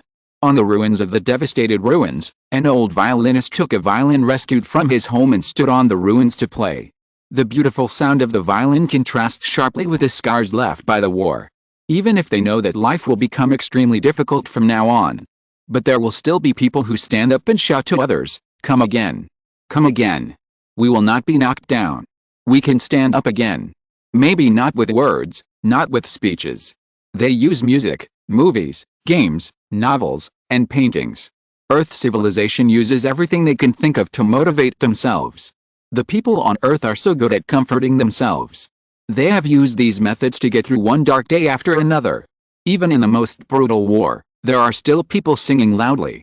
Such a civilization is very charming and interesting. They have created so many magical things. Because of the scarcity of various materials, the Earth civilization must try every means to use all methods to transform its only resources. Just like milk, such a simple raw material, the Earthlings have actually transformed it into cream, cheese, condensed milk, yogurt and other different foods. And in these seemingly simple transformations, they have made more changes with different combinations. Star-Lord said that there are hundreds of varieties of cheese on Earth, and they have different tastes and emphases. With the addition of different flavors, yogurt can also show completely different appearances. Cream can be used to make cakes and ice cream, etc., and condensed milk can be used as a dip and filling for various sweets. A very simple milk has 1,000 changes in the hands of the Earthlings. The same is true for rice. The seemingly simple rice can be transformed into various desserts and salty foods. Eleni still can't forget that after she ate rice noodles and donkey rolls, Gamora told her that the raw materials of these things are actually the same. Glutinous rice is also rice. This made Eleni and her companions more and more interested in the Earth. They really wanted to see what the civilization that invented all this was like. Barren land will give birth to two kinds of civilizations. One is just holding on to muddle through, and finally wailing and dying helplessly in the barrenness. The other is trying every trick to make the originally barren life colorful. Just like a bowl of noodles has to be made into 100 different tricks. The Earth civilization is obviously the latter. So such a civilization is very attractive to the Nova Corps. There are not many such colorful civilizations in the galactic civilization, and they need to be protected. Just like the people on Earth protect the giant panda. With the eagerness to visit the giant panda, Eleni and others finally came to the solar system. Out of basic courtesy to the giant bear, Earth civilization, Star-Lord said that he would contact the Earth civilization first. So Star-Lord contacted the Earth civilization, Illuminati, with everyone's entrustment and expectations. For Li Ji, the arrival of Star-Lord and the Nova Corps couldn't be better. Because he had just promised the Chitauri that if they caught the Count Skrull, he would cease fire or something. If he went back on his word like this, it would not be good for his image. After all, he was still a well-known person. And now the Nova Corps has come out, it couldn't be better. He promised the Chitauri to cease fire, but the Nova Corps didn't agree. The Chitauri are space pirates, and the Nova Corps are space police. Isn't it natural for the police to catch pirates? Why do you have to do anything yourself? Just leave professional things to professionals. So Lee Ji said to Star-Lord and the Nova Corps, the Chitauri are now on Saturn, and they are temporarily trapped by me. Wait for a while and I will send a signal before coming. Why wait a while? Because the Chitauri are trying hard to capture the Count Skrull. The Illuminati, including Lee Ji, discussed about this Skrull and decided to capture him alive. Maybe it would be useful in the future actions against the Skrulls, whether in diplomacy or war. And a ship full of living Skrulls. For Dr. Richards, this is the best research material.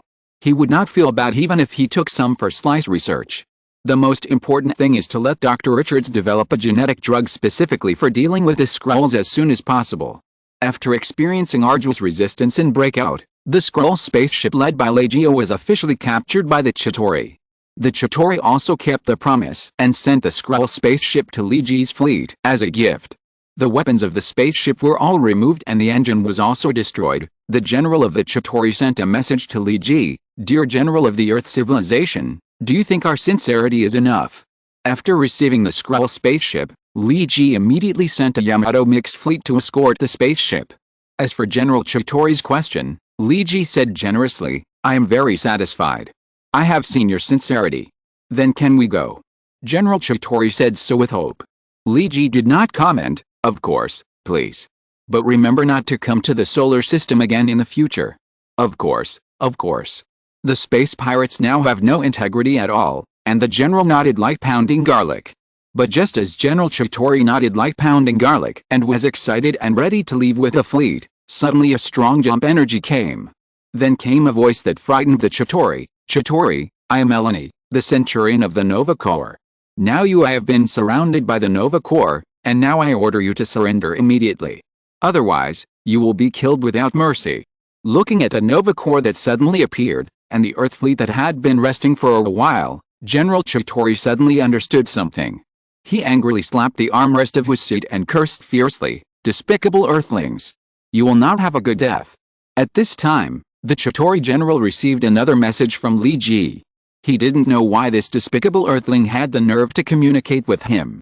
Lee Ji's message: "I'm sorry, the Nova Corps sent a request for assistance in capturing you. As a member of the galactic civilization, we still need to cooperate with the Nova Corps. So, we may still have to go to war. But I swear, this is not my own will." Lee Ji said it as if it was true. The Chitauri general felt like he had a mouthful of old blood that he couldn't spit out or swallow, and he felt so uncomfortable. Chapter 1024 Then A. Shameful Earth civilization. Despicable Earthlings. General Chitauri roared for the last time. He could no longer turn back. The Earthlings on the other side had clearly promised to let him and his companions go. How could they be so untrustworthy? Exclamation mark. Although the Chitauri, as space pirates, are also a group of untrustworthy people. But we are pirates. Aren't you the regular army of Earth civilization? It was agreed that the regular army should keep their word. How can you be the same as us? Exclamation mark. We are different.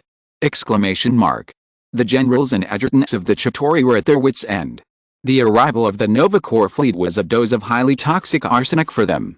The Chitauri had previously attacked some civilizations in the Milky Way. But just like their pirate style, they always robbed a batch of things and ran away. They rarely fought hard battles, especially the hard battles with the Nova Corps, which they would avoid if possible. To face the Nova Corps head-on, the 5 Black Orders under Thanos would lead the backbone of the Dark Order. Otherwise, the Skrulls and the Kree will have to send a large army. Relying on a group of space pirates to confront the Nova Corps head-on? Seeking death. The Chitauri encountered the Nova Corps several times when they committed crimes in the Milky Way, and they were beaten every time they met. Unless the number of their own fleets has an overwhelming advantage, otherwise the Chitauri cannot defeat the Nova Corps with the same number or even slightly more.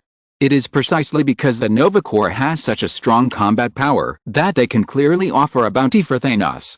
And they are not afraid of Thanos leading troops to attack Xander. Ronan, the Kree accuser, mobilized a large force of the Kree. Even if he killed the Nova Corps by surprise, 4 of the 5 Centurions were away at the time, and the number of Novas was not large. But even if there was a time difference, the invading army of the Kree was wiped out by the Nova Corps. However, Since Ronan's attack, the Nova Corps has fixed that at least 2 high-end combat forces such as Centaurians must remain on Xander. Otherwise, if something happens, it will be too late to rescue. For most Chitauri, they can still fight the elite warriors of the Nova Corps. But if they encounter a Nova Corps led by a Centaurian, it is better to run. And Eileen is not only a Centurion, but also a Centurion with outstanding military achievements. Her name is in the information of the Chitauri. Although the Chitauri have also offered a bounty to the pirates, if they can capture a Centurion, they can give a high reward. But so far, no pirate has received this bounty. Now facing the siege of the Centurion Eileen and the betrayal from the Earth fleet, General Chitauri already knows that it is time to fight to the death. He shouted, "Chitauri, advance!" Beep, beep, boom. The sound inside the Yamato battleship shook the sky. This is the signal that the Yamato main gun has completed the energy storage and entered the combat readiness state. Leiji also received the message from Friday, "Commander, the Yamato main gun has been charged." "Oh, then fire. Free fire. Try to annihilate the enemy's manpower," Leiji ordered lightly. The Chitauri general's attack order was interrupted by the salvo of hundreds of Yamato main guns before it was issued.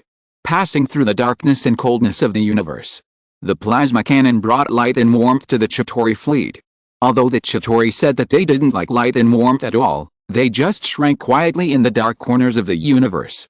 But Leiji insisted on sending warmth and light to every corner of the dark world. So the enthusiastic Earthlings once again opened welcome fireworks for the Chitauri in the universe, and this time the fireworks were more blazing than before. Because not only the hospitable Earth hosts came to participate, but also the invited neighbors, the Nova Corps, also joined the Sea of Carnival. Just like the beautiful movement in Tchaikovsky's 1812 overture, every time a gorgeous firework blooms in the star field, it must be accompanied by the roar of a salute. In order to cooperate with the beautiful movement performed by the Earth and the Nova Corps this time, the Chitauri fleet also cooperated very well. They rushed left and right like swans dancing. They spun and jumped, but they did not dare to close their eyes. When the grandest fireworks began, they also cooperated very well to make their own King Bug warships perform magic tricks of being crushed to pieces. And every magic trick was accompanied by gorgeous special effects, which even the best special effects of Hollywood's film industry could not match. Look! Even the Skrulls who were being escorted away couldn't help but look back at this beautiful scenery. Look at Messiah, look at Legia. Looking at their astonished appearance, they must be admiring such a beautiful scenery. On Earth, countless Earthlings also appreciated such a beautiful scenery. Although the screen was stuck in PPT, it still couldn't stop everyone's enthusiasm for appreciating beauty. Under the enthusiastic welcome and the double celebration, the Chitauri finally got tired of singing and dancing. Their spaceships no longer had the strength to rush left and right, and their warships could not match the brilliance of the Yamato main guns to produce beautiful halos. Slowly, slowly, they stopped moving. It was as if everything in this world would eventually return to dust. If you are tired, take a break, and rest in a place with beautiful scenery, birds singing and flowers blooming. For example, the Saturn star field is great. Here is the most beautiful planetary belt in the solar system, and Saturn, which looks like a coffee and milk flavored Zenichi bar. There's everything here. Since you are tired, stay and rest. The people of Earth are hospitable. Finally, the Chitauri stayed and stopped under the warm welcome of Leiji and the Nova Corps. They decided to join the big family of the solar system and become a member here. Look! The dust and garbage floating in the universe are the proof of their existence and their relics. They float in the Saturn star field, using their existence to prove one thing to everyone: Earthlings are a hospitable nation. Of course, for the sanitary environment of the solar system and the creation of a sanitary and civilized galaxy. Leiji still asked the Venus fleet to send a team of Double Snake-class heavy transport aircraft and mining mules to start cleaning up the garbage. After all, garbage classification still needs to be done well. And feeling the warm welcome from the Earthlings, the Centurion Eleni was also enthusiastic. She said to Gamora with a flushed face, "Are we about to reach Earth now?" "Yes. Oh my god, I'm so excited. Do you think I can ask to see Leonardo?" Even the strongest female warrior will have a girl's heart, and the girl's heart is full of expectations. Chapter 1025. This time for the future of the Earth. The battle situation on Saturn was transmitted to Earth through various means, and most people on Earth watched the battle on Saturn with a PPT-like lag. The fleet of the green goblin-like guy originally caused great trouble and pressure to the people on Earth when it jumped to Saturn. Because the level of technology on Earth really cannot compete with the other side.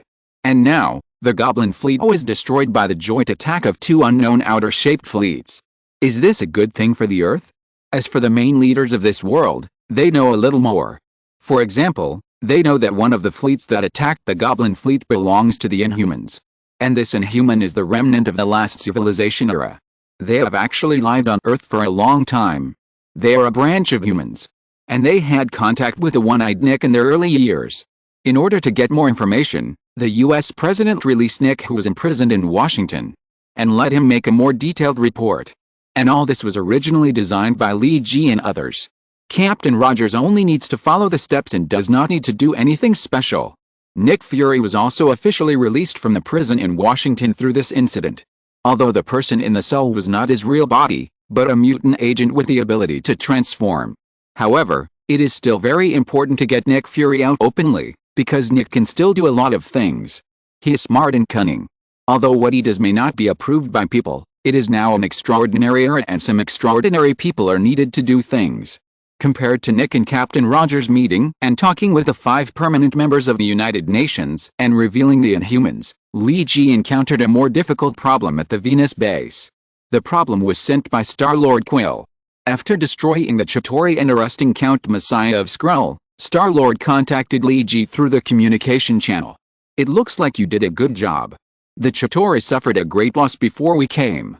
Star-Lord first congratulated Lee G and his team for their defensive battle. This result is beyond our expectations. Many members of the Nova Corps think you did a great job. They really hate the Chitauri, a group of space pirates. Lee G was still modest in response to such praise. In fact, I still have to thank you for your timely assistance, otherwise it would not be an easy task to wipe out the Chitauri.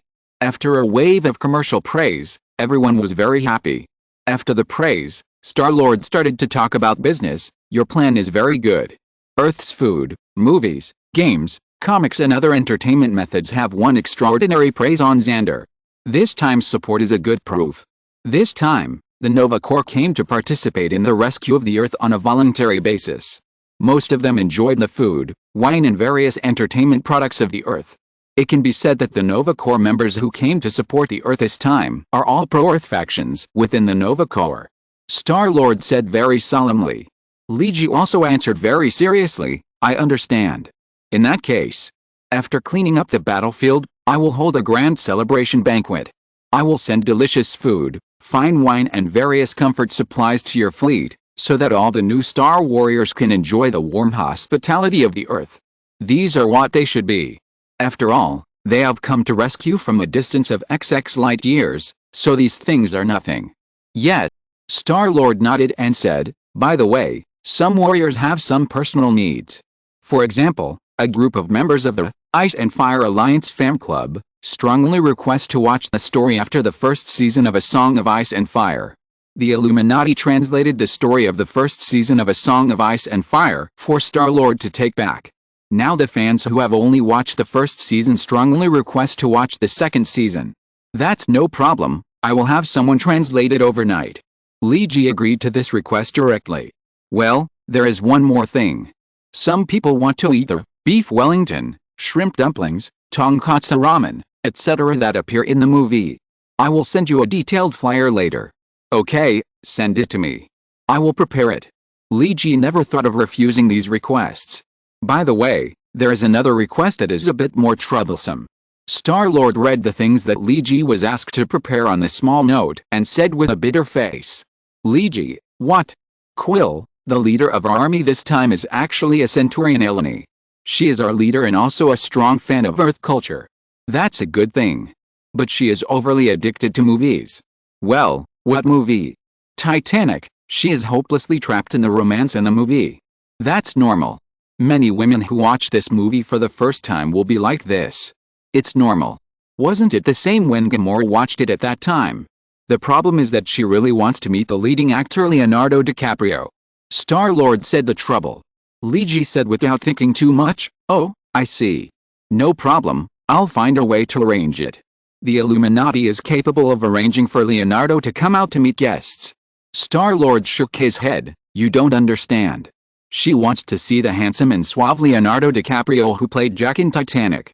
Not the current Leonardo who plays water guns with his bare chest and can crush the Titanic just by looking at the score.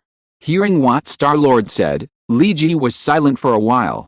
After a long time, he rubbed his face and said, "Are you serious? It's true, and I want to emphasize it. Eleni is not only the highest commander of our fleet this time, but also the Centurion of the Nova Corps. She has a very high status in the entire Nova Corps. She is now looking forward to meeting Leonardo. And she doesn't know that Leonardo has acted in movies like Man vs. Wild. She has only watched Titanic, Romeo and Juliet and The Man in the Iron Mask." Star-Lord emphasized the importance of the matter again. "This is a bit troublesome." Lee Ji scratched his head. "These 3 movies are the peak of Leo's life. It's no joke to stun women and turn men gay." After a long time, Lee Ji replied to Star-Lord, "I know, I will find a way." Then he hung up.